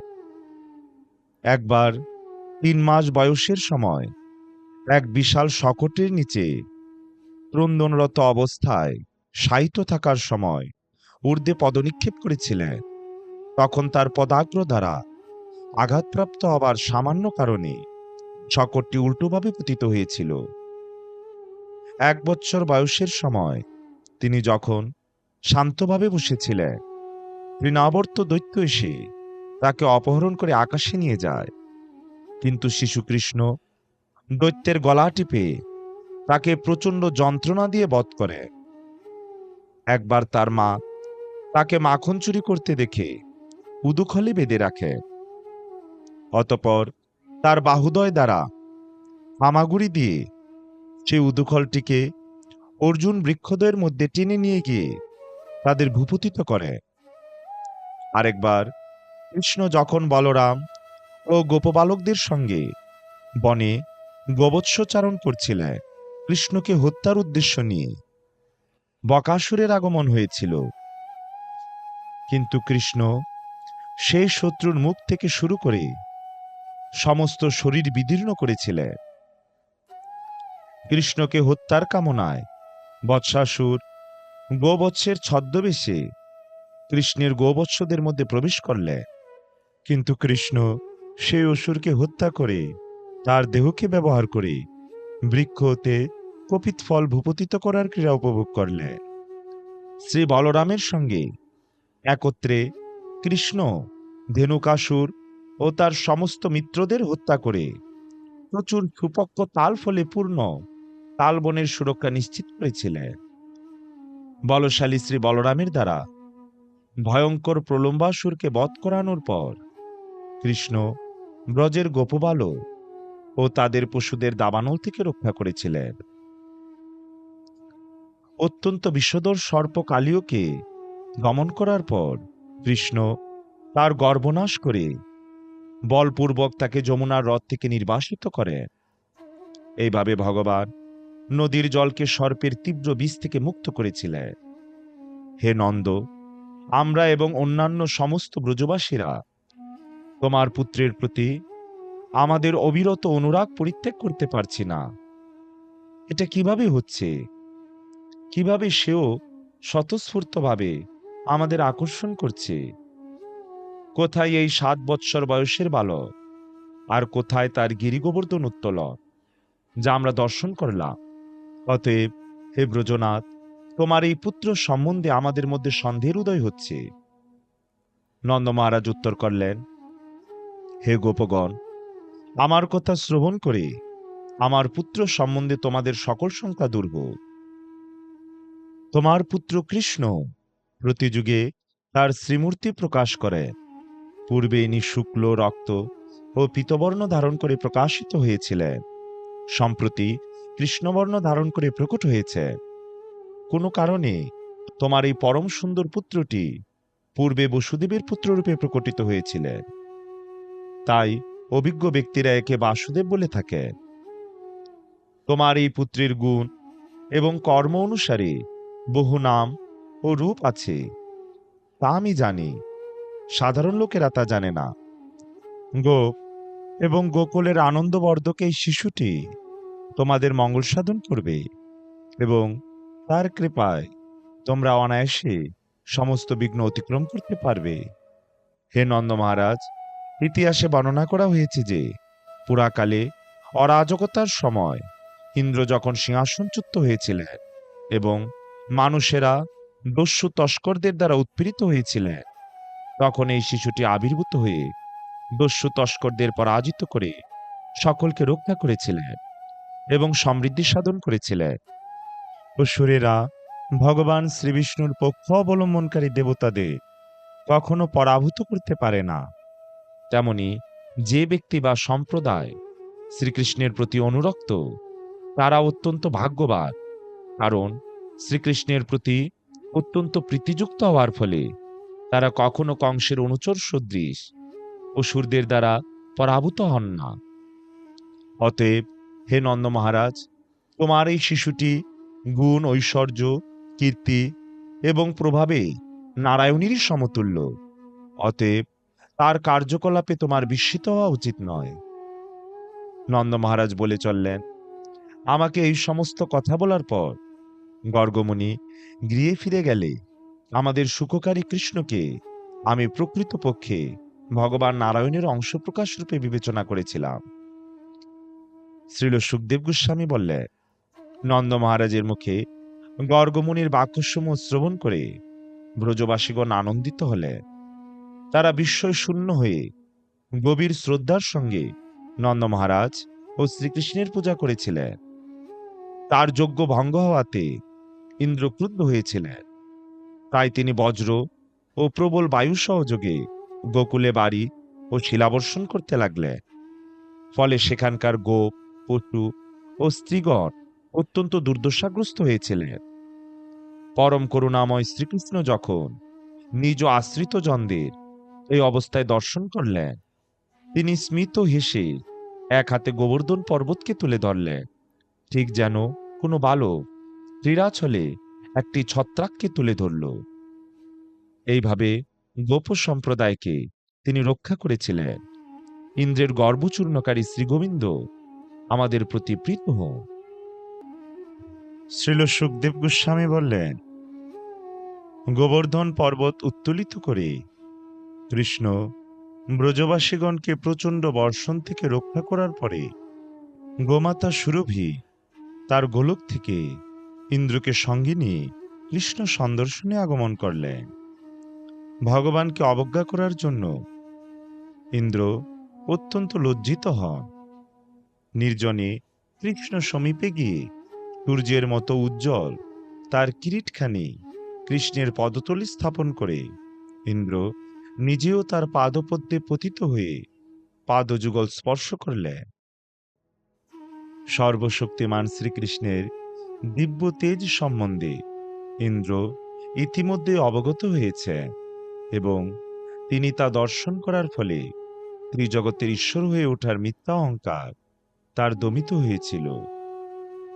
করজোরে বিনীতভাবে তিনি ভগবানের উদ্দেশ্যে বললেন, আপনার দিব্য স্বরূপ শুদ্ধ সত্যে প্রকাশিত, অপরিবর্তনীয়, দীপ্ত জ্ঞানে উদ্ভাসিত এবং রজ ও তমগুণ শূন্য।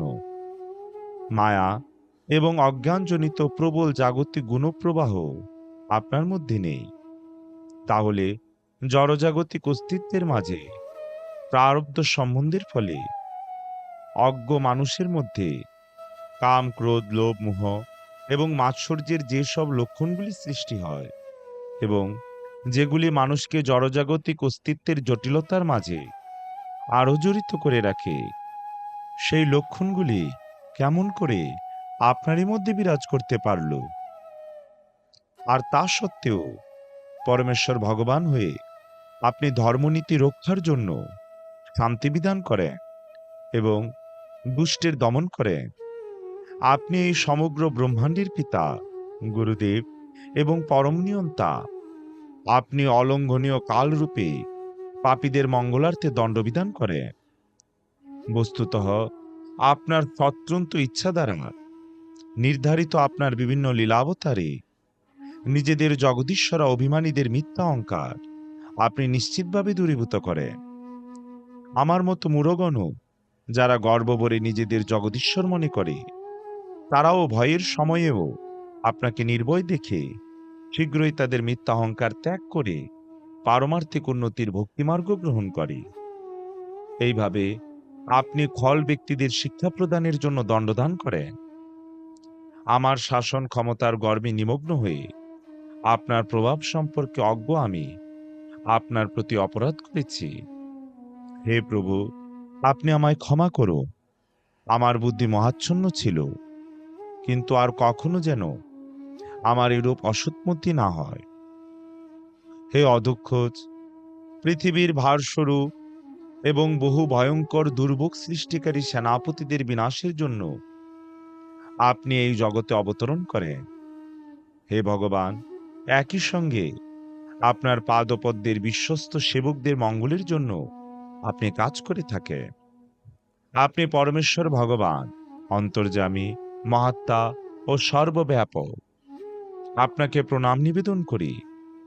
আপনি যদুকুলপতি কৃষ্ণ, আপনাকে প্রণাম নিবেদন করি, যিনি নিজ ভক্তগণের ইচ্ছা অনুসারে তার দিব্য দেহসমূহ ধারণ করেন, যিনি বিশুদ্ধ জ্ঞানময়, যিনি সর্বরূপ, সকলের বীজ ও সর্বভূতের আত্মস্বরূপ।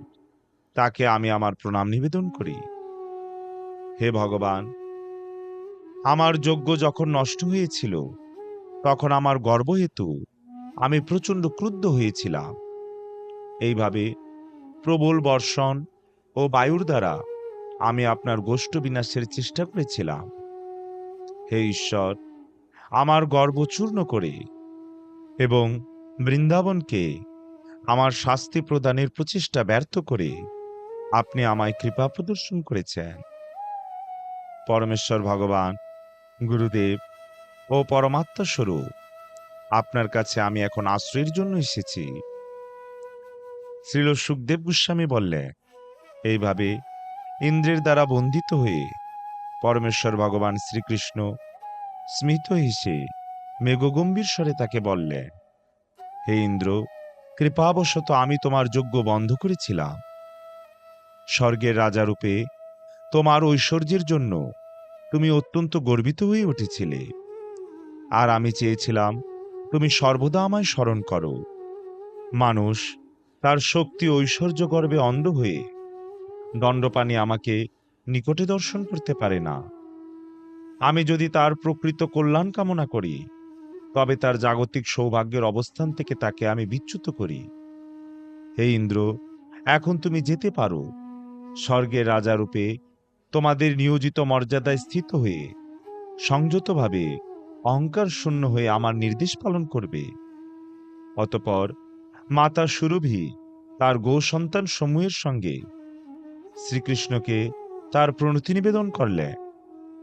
গোপবালক রূপে তার সম্মুখে উপস্থিত পরমেশ্বর ভগবানকে সশ্রদ্ধভাবে সম্বোধন করে প্রশান্ত চিত্তা সুরভি মাতা বললে, হে কৃষ্ণ, হে মহাযুগী, হে বিশ্বের আত্মা ও উৎপত্তি, আপনি জগৎপতি, এবং আপনার কৃপায়, হে অচ্যুত, আমরা আমাদের প্রভুরূপে আপনাকে পেয়েছি। আপনি আমাদের আরাধ্য বিগ্রহ। সুতরাং হে জগৎপতি, গো ব্রাহ্মণ দেবতাগণ এবং সকল সাধুগণের মঙ্গলের জন্য দয়া করে আমাদের ইন্দ্র হও। ব্রহ্মা কর্তৃক নির্দেশিত হয়ে আমরা ইন্দ্ররূপে আপনার অভিষেক উৎসব অনুষ্ঠিত করব। হে বিশ্বাত্মা, আপনি এই জগতের ভূভার মোচন করার জন্য অবতীর্ণ হয়েছে। শ্রীল সুখদেব গোস্বামী বললে, এইভাবে শ্রীকৃষ্ণকে সম্ভাষণ করে মাতা সুরভি তার আপন দুগ্ধ দ্বারা এবং অদ্বিতীয় অন্যান্য দেবমাতৃগণের নির্দেশে দেবতা ও মহান ঋষিগণের সঙ্গে ইন্দ্র তার হস্তিবাহন ঐরাবতের সুর দ্বারা বাহিত স্বর্গের গঙ্গা জল দ্বারা দশার্হ বংশজ ভগবান শ্রীকৃষ্ণের অভিষেক করলে এবং তাকে গোবিন্দ নামে অভিহিত করলে। তুম্বুরু, নারদ এবং অন্যান্য গন্ধর্বগণ, বিদ্যাধর, সিদ্ধ এবং চারণগণ সহযোগে শ্রীহরির জগৎ পবিত্রকারী মহিমা গান করার জন্য সমাগত হয়েছিলেন। দেবপত্নীগণ আনন্দে পূর্ণ হয়ে ভগবানের সম্মানে একত্রে নৃত্য করেছিলেন। শ্রেষ্ঠ দেবগণ ভগবানের স্তুতি কীর্তন করে তার চতুর্দিকে অপূর্ব পুষ্পবর্ষণ করেছিলেন। ত্রিলোক পরম সন্তোষ লাভ করেছিল এবং গাভীরা তাদের দুগ্ধ দ্বারা পৃথিতলকে সিক্ত করেছিল। নদীগুলিতে বিভিন্ন ধরনের সুস্বাদু রস প্রবাহিত হয়েছিল। বৃক্ষগুলি থেকে মধুকরণ হচ্ছিল। কর্ষণ ব্যতীতই ভূজ্য উদ্ভিদগুলি পরিণত হয়েছিল এবং পর্বতগুলি তাদের অভ্যন্তরে রত্নরাজি বাইরে বিচ্ছুরিত করেছিল। হে কুরুনন্দন পরীক্ষিত, শ্রীকৃষ্ণ অভিষিক্ত হলে সমস্ত জীব, এমনকি যারা স্বভাবে ক্রূর, তারাও সম্পূর্ণ বৈরিতামুক্ত হয়েছিল। গো ও গোপগণের প্রতি ভগবান গোবিন্দের অভিষেক উৎসব শেষ হবার পর দেবরাজ ইন্দ্র ভগবানের অনুমতি গ্রহণ করে দেবতা প্রবৃত্তি দ্বারা পরিবৃত্ত হয়ে স্বর্গে ফিরে গেলেন।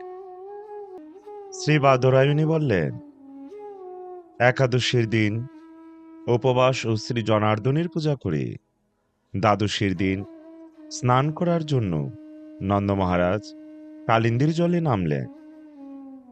যেহেতু অশুভ সময় অবজ্ঞা করে রাত্রিকালে নন্দ মহারাজ জলে নেমেছিলেন, তাই বরুণের এক আসরিক সেবক তাকে ধরে তার প্রভুর কাছে নিয়ে গেল।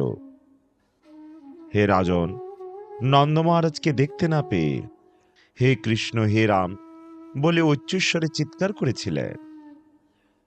তাদের চিৎকার শুনে শ্রীকৃষ্ণ বুঝলেন যে তার পিতাকে বরুণ অপহরণ করেছেন।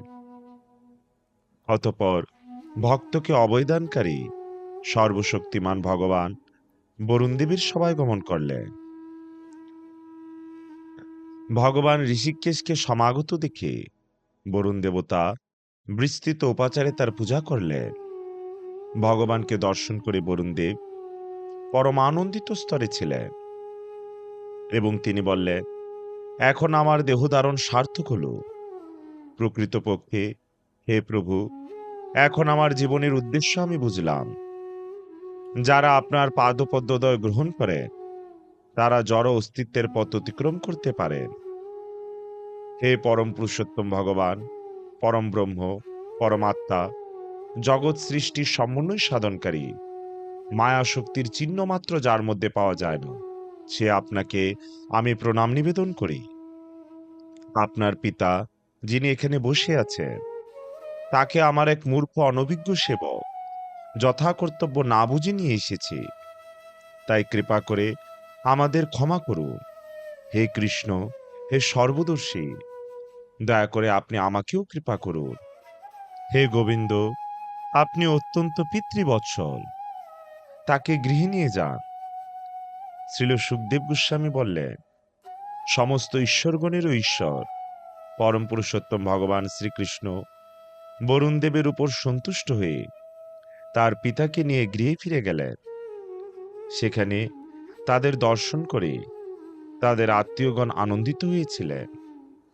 সাগররাজ বরুণের অদৃষ্ট পূর্ব মহা ঐশ্বর্য এবং বরুণ ও তার সেবকরা কিভাবে কৃষ্ণের প্রতি বিনীত শ্রদ্ধা নিবেদন করেছিলেন তা দর্শন করে নন্দ মহারাজ বিস্মিত হয়েছিলেন। নন্দ তার সঙ্গী গোপগণকে এই সমস্ত কিছু বর্ণনা করেছিলেন। বরুণের সঙ্গে শ্রীকৃষ্ণের লীলা শ্রবণ করে হে রাজন, গোপগণ অত্যন্ত আগ্রহ চিত্তে বিবেচনা করলেন যে কৃষ্ণ অবশ্যই পরমেশ্বর ভগবান। তারা ভাবলেন, পরমেশ্বর ভগবান কি তার চিন্ময় ধাম আমাদের প্রদান করবেন? সর্বদর্শী পরম পুরুষোত্তম ভগবান শ্রীকৃষ্ণ স্বয়ং গোপগণের অনুমান অবগত হয়ে তাদের অভীষ্ট পূরণের জন্য তাদের প্রতি কৃপা প্রদর্শন করতে চেয়ে এরূপ ভাবলেন, এই জগতে মানুষ অবশ্যই অবিদ্যা এবং কাম কর্ম দ্বারা উচ্চ এবং নিচ গতি প্রাপ্ত হয়ে ভ্রমণ করে, তাই লোকে তাদের প্রকৃত গন্তব্য লক্ষ্য জানে না। গভীরভাবে পরিস্থিতি বিবেচনা করে পরম কৃপাময় পরম পুরুষোত্তম ভগবান শ্রীহরি জাগতিক অন্ধকারের অতীত তার ধামকে গোপগণের নিকট প্রকাশিত করলে। শ্রীকৃষ্ণ অবিনাশী চিন্ময় জ্যোতি প্রকাশিত করলে, যা অসীম, জ্ঞানময় ও নিত্য। ঋষিগণ তাদের চেতনা জরা প্রকৃতির গুণমুক্ত হলে সমাধিমগ্ন অবস্থায় এই চিন্ময় সত্তা দর্শন করে। শ্রীকৃষ্ণ গোপদের ব্রহ্মরদে এনে তাদের জলমগ্ন করলে এবং তারপর তাদের সেখান থেকে উদ্ধার করলে। সেই একই স্থান থেকে যেখানে অক্রূর চিৎজগৎ দর্শন করেছিলেন, গোপগণও ব্রহ্মলোক দর্শন করলে। সেই চিন্ময় ধাম দর্শন করে নন্দ মহারাজ ও অন্যান্য গোপগণ পরম আনন্দ অনুভব করলে। তার স্তবরত মূর্তিমান বেদগণ দ্বারা পরিবেষ্টিত স্বয়ং শ্রীকৃষ্ণকে সেখানে উপস্থিত দেখে তারা অত্যন্ত বিস্মিত হয়েছিলেন। শ্রী বাদরায়ণী বললেন, সরৈশ্বর্যপূর্ণ পরমেশ্বর ভগবান শ্রীকৃষ্ণ প্রস্ফুটিত মল্লিকা কুসুম রাশি সুরভিত সেই শরৎকালীন রজনী অবলোকন করে তার যোগমায়া শক্তির প্রভাবে তার প্রেমময় লীলা উপভোগের অভিলাষ করলে।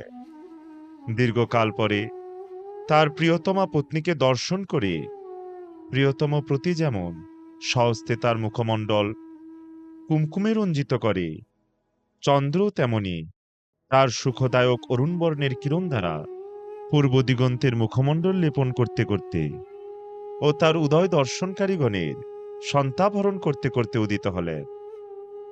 ভগবান শ্রীকৃষ্ণ নবীন কুমকুমের ন্যায় অরুণ বর্ণ, লক্ষ্মীদেবীর বদন কোমল সদৃশ, কুমুদ বিকাশশীল অখণ্ড মণ্ডল, পূর্ণচন্দ্র ও তার স্নিগ্ধ কিরণে রঞ্জিত বনভূমি নিরীক্ষণ করে সুন্দর নয়না গোপীগণে মনোহর ও মধুর বেণুগীত বাদন করতে লাগলে। কৃষ্ণের সেই প্রণয় উদ্দীপক বংশীগীত শ্রবণ করে কৃষ্ণ বিমুগ্ধা চিত্তা বৃন্দাবনের গোপীগণ পরস্পরের অগোচরে যেখানে তাদের প্রিয়তম অপেক্ষারত সেখানে গমন করলে। দ্রুত গমন করায় তাদের কর্ণকুণ্ডল দুলতে লাগল। কোনো কোনো গোপী কৃষ্ণের বংশী শ্রবণকালে গাভীর দুগ্ধ দোহন করছিলেন। তারা দুহন বন্ধ করে তার সঙ্গে মিলিত হতে গমন করলে। কেউ কেউ চুল্লির উপর দুধ জাল দিতে বসিয়ে এবং অন্যান্যরা চুল্লিতে পিঠা চাপটি সেঁকতে দিয়ে গমন করলে। কোনো কোনো গোপী পোশাক পরিধান করছিলেন, কেউ তাদের শিশুকে দুধ পান করাচ্ছিলেন বা তাদের পতিদের একান্ত সেবা করছিলেন, কেউ ভোজন করছিলেন, কেউ কেউ অঙ্গমার্জন, অঙ্গরাগ লেপন বা নয়নে কাজল দিচ্ছিলেন। কিন্তু তারা সকলে এই সকল কর্তব্য কর্ম মুহূর্তের মধ্যে পরিত্যাগ বা বন্ধ করে বিপর্যস্তভাবে বস্ত্রভূষণাদি নিয়ে কৃষ্ণ সন্নিধানে গমন করলে। তাদের পতি, পিতা, ভ্রাতা ও অন্যান্য আত্মীয় স্বজনেরা তাদের নিবৃত্ত করতে চেষ্টা করলেন, কিন্তু ইতিমধ্যে কৃষ্ণ কর্তৃক অপরিত্যাচিত্তা গোপীগণ তার বংশীধ্বনি দ্বারা মোহিত হয়ে আর নিবৃত্ত হলেন না। কোনো কোনো গোপী তাদের গৃহ হতে নির্গত হতে না পেরে তারা গৃহেই অবস্থান করে শ্রীকৃষ্ণের প্রতি শুদ্ধ প্রেমে নয়ন মুদিত করে ধ্যানস্থ হলেন।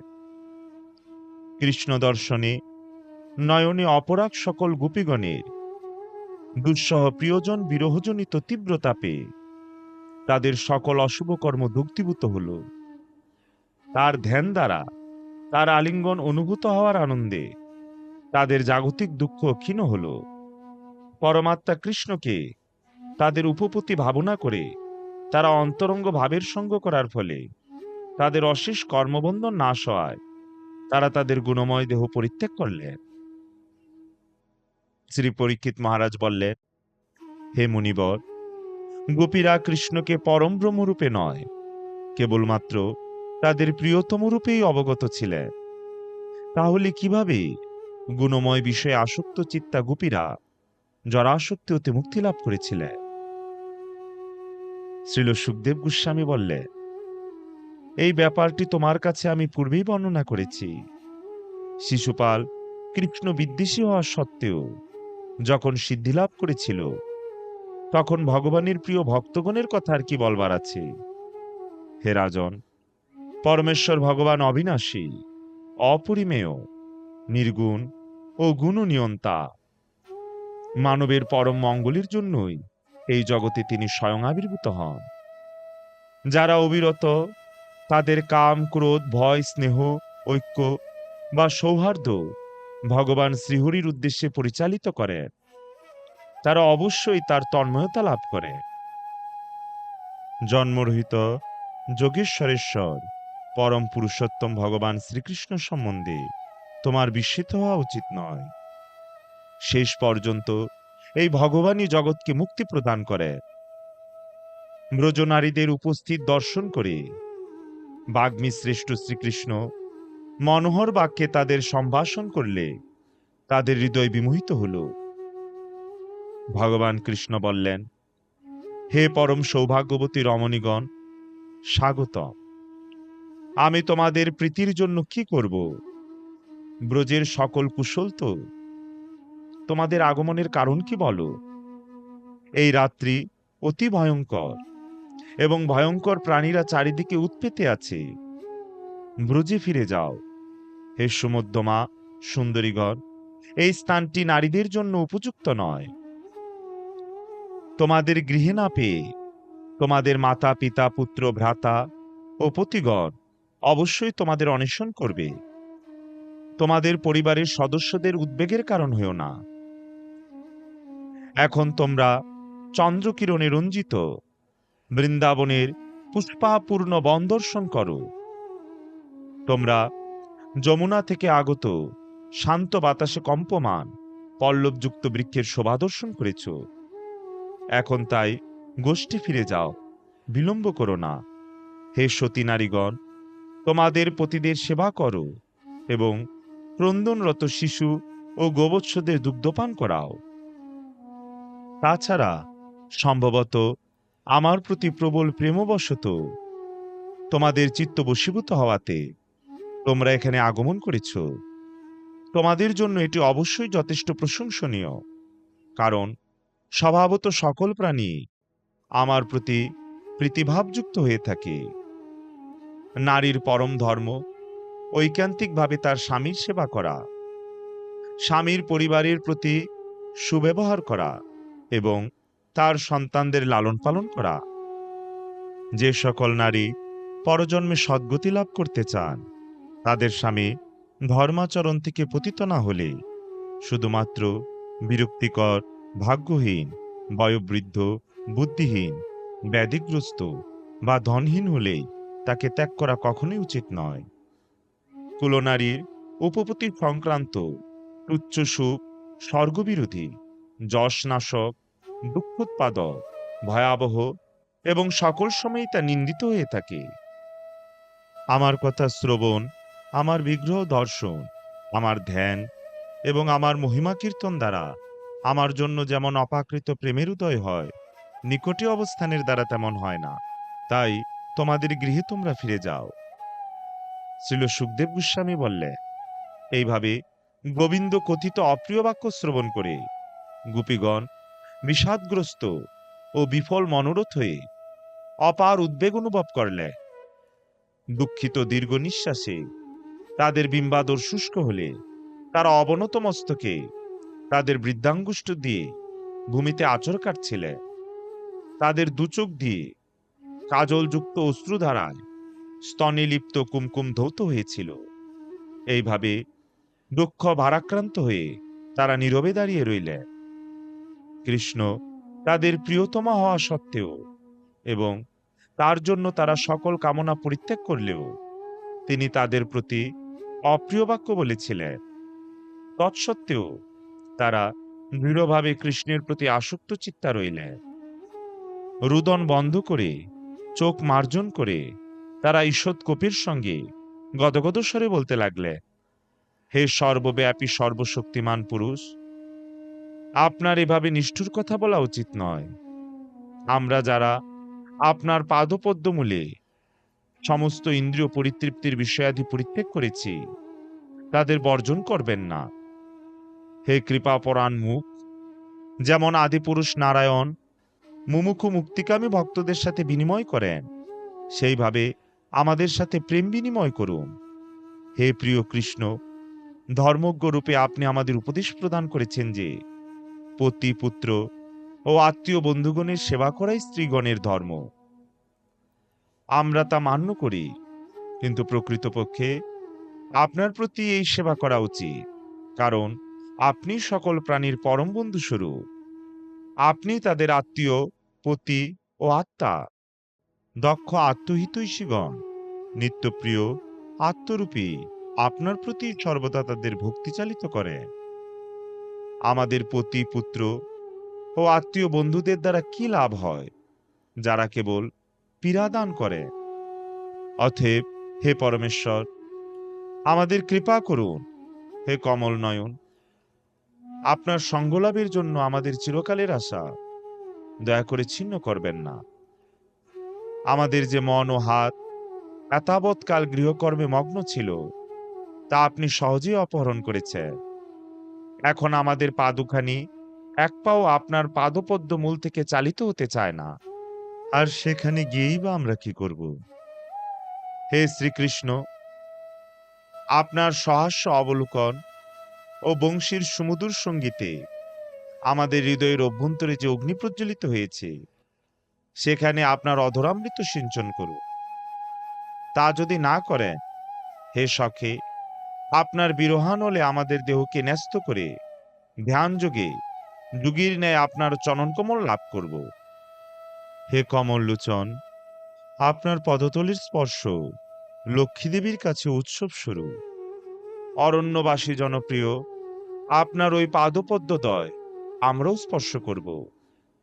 যতক্ষণ না আমরা আপনার দ্বারা পূর্ণরূপে সন্তুষ্ট হচ্ছি, ততক্ষণ আমরা অন্য কোনো মানুষের সামনে অবস্থান করতে অক্ষম হয়ে থাকব। লক্ষ্মী দেবী, যার কটাক্ষ লাভের জন্য দেবতারাও প্রবল প্রয়াস করে, যিনি ভগবান নারায়ণের বক্ষবিলাসিনী, সেই তিনিও তুলসী দেবী ও ভগবানের অন্যান্য ভৃত্যগণের সঙ্গে একত্রে সেই পদযুগলে রেণুলাভের আকাঙ্ক্ষা করে। তেমনি আমরাও আপনার চরণ কমলদয়ের রেণুর আশ্রয় গ্রহণের শরণাপন্ন হয়েছি। অতএব হে দুঃখহারিণ, যারা গৃহ ও পরিবার পরিত্যাগ করে শুধু আপনার উপাসনার আশায় আপনার পাদমূলে আগমন করেছে, সেই আমাদের প্রতি প্রসন্ন হোক। আপনার সুন্দর হাস্যময় কটাক্ষপাতে আমাদের চিত্ত গভীর কামনায় দগ্ধ হচ্ছে। হে পুরুষরত্ন, দয়া করে আমাদের আপনার দাস্য প্রদান করুন।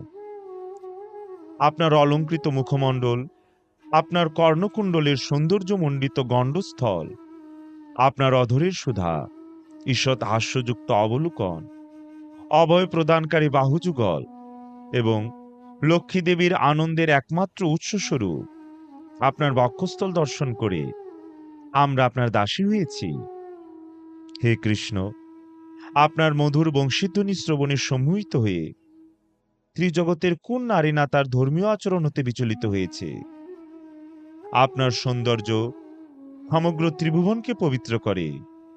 এমনকি আপনার রূপ দর্শন করে গাভীরা, পক্ষীরা, বৃক্ষগুলি ও মৃগদল পুলকিত হয়। আদি পুরুষ পরমেশ্বর ভগবান যেমন দেবলোক রক্ষা করেন, তেমনি ব্রজবাসীগণের ভয় ও দুঃখ নিবারণের জন্য আপনিও আবির্ভূত হয়েছেন। অতএব হে আর্তবন্ধু, দয়া করে আপনার এই দাসীগণের উত্তপ্ত স্তনীয় শিরে আপনার করপদ্ম স্থাপন করুন। শ্রীল সুখদেব গোস্বামী বললেন, গোপীদের এই সকল বিলাস বাক্য শ্রবণ করে মহাযোগীগণের অধীশ্বর ভগবান কৃষ্ণ স্বয়ং নিত্য তৃপ্ত হয়েও সহস্রে গোপীগণের সঙ্গে আনন্দ উপভোগ করলে। সেই সময়ে উদার ক্রিয়াকলাপে এবং উদার হাস্যে কুন্দ কুসুম্বদ দন্তের কান্তি সুবিত ভগবান শ্রীকৃষ্ণ তার দৃষ্টিপাতে উৎফুল্লমুখী সম্মিলিত সেই গোপীগণের মাঝে নক্ষত্র পরিবেষ্টিত চন্দ্রের মতো শোভা পাচ্ছিলেন। গোপীগণ তার স্তুতিগান করলে সেই শতরমণী যুতপতি তদুত্তরে উচ্চস্বরে গান করলে। তিনি তার বৈজয়ন্তীমালা পরিধান করে বৃন্দাবন অরণ্যকে শুভিত করে তাদের মধ্যে বিচরণ করতে লাগলেন। শ্রীকৃষ্ণ গোপীদের সঙ্গে শীতল বালুকাময় ও নদীর তরঙ্গে উৎফুল্লিত কুমুদের সুগন্ধিবাহী বায়ুতে পূর্ণ যমুনার তীরে গমন করলেন। সেখানে কৃষ্ণ গোপীদের দিকে বাহু প্রসারিত করে তাদের আলিঙ্গন করলেন। তাদের হাত, কেশ, উরু, নিবি, স্তন স্পর্শের দ্বারা ক্রীড়াছলে তার নখাগ্র দ্বারা আঁচড় কেটে এবং তাদের সঙ্গে কৌতুক, দৃষ্টিপাত ও হাস্যের মাধ্যমে ব্রজের সুন্দরী গোপীগণের কামভাব উদ্দীপ্ত করে ভগবান তার লীলা উপভোগ করলেন। পরমেশ্বর ভগবান শ্রীকৃষ্ণের বিশেষ মনোযোগ লাভ করে গোপীরা প্রত্যেকেই নিজেকে পৃথিবীর শ্রেষ্ঠ নারী মনে করে গর্বিত হলেন। ভগবান কেশব গোপীগণের সৌভাগ্যজনিত অত্যন্ত গর্বভাব দর্শন করে তাদের সেই গর্ব প্রশমনের জন্য তাদের প্রতি আরো কৃপাবশত তৎক্ষণাৎ অন্তর্হিত হলেন। শ্রীল সুখদেব গোস্বামী বললেন, সহসা ভগবান কৃষ্ণ অন্তর্হিত হলে যুতপতির অদর্শনে হস্তিনীদের মতো গোপীরাও তার অদর্শনে অত্যন্ত সন্তাপগ্রস্ত হলেন।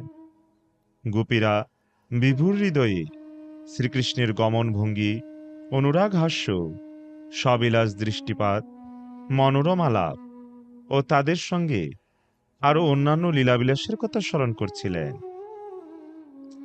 এইভাবে রমাপতি কৃষ্ণের ভাবনায় মগ্ন হয়ে গোপীরা তার বিভিন্ন অপাকৃত লীলার অনুকরণ করতে লাগলেন। যেহেতু কৃষ্ণপ্রিয়া গোপীগণ তাদের প্রিয়তম কৃষ্ণের ভাবনায় মগ্ন ছিলেন, তাদের দেহ, তার গমন, হাস্য, অবলোকন আলাপ ও অন্যান্য বৈশিষ্ট্য সমূহের অনুকরণ করছিল। কৃষ্ণাত্মিকা রূপে লীলাবিলাস শালিনী তারা একে অপরকে আমি কৃষ্ণ বলে জ্ঞাপন করছিলেন। উচ্চৈঃস্বরে কৃষ্ণের গান করতে করতে সমগ্র বৃন্দাবনের অরণ্য জুড়ে দলবদ্ধ উন্মত্ত নারীদের মতো তারা তাকে অন্বেষণ করতে লাগলেন। এমনকি তারা বৃক্ষগুলির কাছেও সকল জীবের পরমাত্মা সম অন্তরে ও বাহিরে আকাশবৎ উপস্থিত তার সম্বন্ধে জিজ্ঞাসা করছিলেন। গোপীরা বললেন, হে অশ্বথ, হে প্লক্ষ, হে ন্যাগ্রত, তোমরা কি কৃষ্ণকে দেখেছ? নন্দ মহারাজের ওই পুত্র তার প্রেমময় দৃষ্টি ও হাস্য দ্বারা আমাদের মন হরণ করে প্রস্থান করেছে। হে কুরুবক বৃক্ষ, হে অশোক, হে নাগ, পুন্নাগ ও চম্প, যার হাস্য সকল মানিনীগণের দর্প হরণ করে, বলরামের সেই কনিষ্ঠ ভ্রাতাকে এই পথ দিয়ে যেতে দেখেছ কি? হে পরম কল্যাণপ্রদ, গোবিন্দের চরণ কমলের অত্যন্ত প্রিয় তুলসী, তোমাকে গলায় ধারণ করে ভ্রমরের দলের সঙ্গে তুমি কি অচ্যুতকে যেতে দেখেছ? হে মালতী, হে মল্লিকা, হে জাতি আর জ্যোথিকা, তার করস্পর্শ দিয়ে তোমাদের আনন্দ দিতে দিতে মাধব কি এই পথ দিয়ে গিয়েছে? হে চ্যুত, হে প্রিয়াল, হে পনস, আসন ও কবিদার, হে জম্বু, হে অর্ক, হে বিল্ল, বকুল ও আম্র, হে কদম্ব ও নী এবং যমুনার উপকূলবাসী, পরার্থে জীবন ধারণকারী অন্যান্য বৃক্ষগণ, আমরা গোপীরা আমাদের হৃদয় হারিয়েছি, তাই দয়া করে আমাদের বলো, কৃষ্ণ কোথায় গিয়েছেন? হে পৃথিমাতা, ভগবান কেশবের পাদপদ্মের স্পর্শ লাভ করার জন্য তুমি কোন তপশ্চর্যা করেছিলে, যা পরমানন্দ আনয়ন করে তোমার রোমরাজি দ্বারা শরীরকে পুলকিত করে শোভাপ্রাপ্ত করেছে? তুমি কি ভগবানের বর্তমান আবির্ভাবে এই আনন্দভাব লব্ধ হয়েছ, নাকি আরো পূর্বে যখন তিনি বামনদেব রূপে তোমাতে পাদস্পর্শ করেছিলেন, কিংবা তারও পূর্বে যখন তিনি বরাহ অবতার রূপে তোমাকে আলিঙ্গন করেছিলেন তখন? হে সখী, হরিণী, তোমাদের নয়নের পরমানন্দ আনয়নকারী শ্রী অচ্যুত কি তার প্রিয়ার সঙ্গে এখানে রয়েছেন? কারণ তার সখীকে আলিঙ্গনের সময়ে তার সখীর বক্ষের কুমকুমে রঞ্জিত তার কুন্দফুলের মালার সৌরভ এই পথে প্রবাহিত হচ্ছে। হে তরুগণ, আমরা দেখছি তোমরা প্রণত হয়ে রয়েছ, তুলসী মঞ্জুরির মালায় সুশোভিত এবং চারধারে গুঞ্জরিত মত্ত ভ্রমরেরা, যার পশ্চাদনুগামী সেই রামানুজ যখন এখান দিয়ে গমন করলেন, তিনি কি তার প্রীতিময় দৃষ্টিপাতে তোমাদের প্রণাম গ্রহণ করেছেন? তিনি নিশ্চয়ই তার বাহু তার প্রিয়তমার স্কন্ধে স্থাপন করে অন্য হাতে পদ্মফুল ধারণ করে রয়েছে। কৃষ্ণের বিষয়ে এই লতাগুলিকে জিজ্ঞাসা করা যাক, তারা নিজ প্রতি এই বৃক্ষটির বাহু আলিঙ্গন করে থাকলেও নিশ্চয়ই তারা কৃষ্ণের নখস্পর্শিতা হয়েছে, কারণ আনন্দে তাদের গায়ে রোমাঞ্চভাব প্রকাশ করছে। এই সকল কথা বলার পর কৃষ্ণ অন্বেষণে কাতর গোপীগণ পূর্ণরূপে কৃষ্ণ ভাবনায় মগ্ন হয়ে তার বিভিন্ন লীলাশ্রমের অনুকরণ করতে শুরু করলেন। পুতনার অনুকরণে একজন গোপী শিশু কৃষ্ণের মতো অভিনয়কারী অন্য এক গোপীকে তার স্তনপান করানোর ভান করলেন।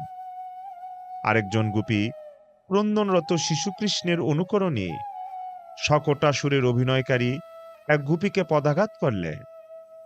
তৃণাবর্তের ভূমিকা গ্রহণ করে একজন গোপী হামাগুড়ি দিতে লাগলেন, আর তার পা দুখানি আকর্ষণ করার সময় তার কিঙ্কিনি ধ্বনিত হতে লাগল। গোপবালকের ভূমিকা পালনকারী কয়েকজনের মধ্যে দুজন গোপী রাম ও কৃষ্ণের অভিনয় করলেন। কৃষ্ণরূপে এক গোপী বৎসাসুর রূপী আরেক গোপীকে হত্যার অভিনয় করলে এবং দুজন গোপী বকাসুর বধের অভিনয় করলে। দূরে বিচরণকারী গাভীদের কৃষ্ণ যেভাবে আহ্বান করে, যেভাবে তিনি বংশীধ্বনি করে এবং যেভাবে তিনি বিভিন্ন ক্রীড়া করেন, একজন গোপী অবিকলভাবে তা অনুকরণ করলে অন্য গোপীগণ সাধু সাধু শব্দে তাকে অভিনন্দিত করলে। আরেকজন গোপী কৃষ্ণগত চিত্তা হয়ে অন্য এক সখীর কাঁধে হাত রেখে ভ্রমণ করতে করতে ঘোষণা করলে, আমি কৃষ্ণ, কত মনোহরভাবে আমি চলছি তা দেখো। একজন গোপী বললেন, ঝড় বৃষ্টিতে তোমরা কেউ ভয় পেও না, আমি তোমাদের রক্ষা করব। এই বলে সেই গোপী তার উত্তরীয়খানি তার মাথার উপরে তুলে ধরলে। শ্রীল সুখদেব গোস্বামী বলে চললে, হে রাজন, একজন গোপী অন্য একজন গোপীর কাঁধে উঠে তার চরণ অপর গোপীর মাথায় রেখে বললেন, রে দুষ্ট না, এখান থেকে চলে যাও। তোমার জানা উচিত যে খলেদের দণ্ডদানের জন্য আমি এই জগতে জন্মগ্রহণ করেছি। তখন অন্য একজন গোপী বলে উঠলেন, হে গোপবালকেরা, এই ভয়ঙ্কর দাবানলের দিকে লক্ষ্য করো, শীঘ্রই তোমাদের চোখ বন্ধ করো, আমি অনায়াসে তোমাদের রক্ষা করব। একজন গোপী তার এক তন্বীর সঙ্গীকে ফুলমালা দিয়ে বন্ধন করে বললে, এখন আমি এই ভাণ্ড ভঙ্গকারী মাখনচোর বালকটিকে বাঁধব। দ্বিতীয় গোপী তখন ভীত হবার ভান করে তার সুন্দর নয়ন দুটি ও মুখ আচ্ছাদিত করলে। এইভাবে গোপীরা যখন কৃষ্ণলীলা অনুকরণ করছিলেন এবং পরমাত্মা কৃষ্ণ কোথায় থাকতে পারেন বলে বৃন্দাবনের বৃক্ষলতাদের প্রশ্ন করছিলেন, তখন দৈবাৎ তারা বনের একটি কোণে তার পদচিহ্ন লক্ষ্য করলে। এই সকল পদচিহ্নে ধ্বজ, পদ্ম, বজ্র, অঙ্কুশ, জপ প্রভৃতি চিহ্নগুলি পরিষ্কারভাবে নির্ণয় করেছে যে সেগুলি সেই মহাত্মা নন্দ মহারাজের পুত্রেরই পদচিহ্ন। তার পদচিহ্নের প্রদর্শিত পথে গোপীরা কৃষ্ণের পথ অনুসরণ করতে লাগলে, কিন্তু যখন দেখলেন সেই পদচিহ্ন তার অন্যতম প্রিয়তমার পদচিহ্নের সঙ্গে সংমিশ্রিত হয়েছে, তখন তারা আকুল হয়ে এইভাবে বলতে লাগলে, এখানে আমরা কোনো গোপীর পদচিহ্ন দেখছি, যে নিশ্চয়ই নন্দ মহারাজের পুত্রের সঙ্গে গমন করেছে। ঠিক যেমন কোনো হস্তি তার সঙ্গী হস্তিনীর কাঁধের উপরে তার সুর স্থাপন করে, কৃষ্ণ নিশ্চয়ই তার বাহু তার স্কন্ধে স্থাপন করেছিলেন। এই বিশেষ গোপী নিশ্চয় যথার্থভাবে সর্বশক্তিমান ভগবান গোবিন্দের আরাধনা করেছিলেন। তাই তার প্রতি অত্যন্ত প্রীত হয়ে তিনি অবশিষ্ট আমাদের পরিত্যাগ করে তাকে নির্জন স্থানে নিয়ে গিয়েছেন।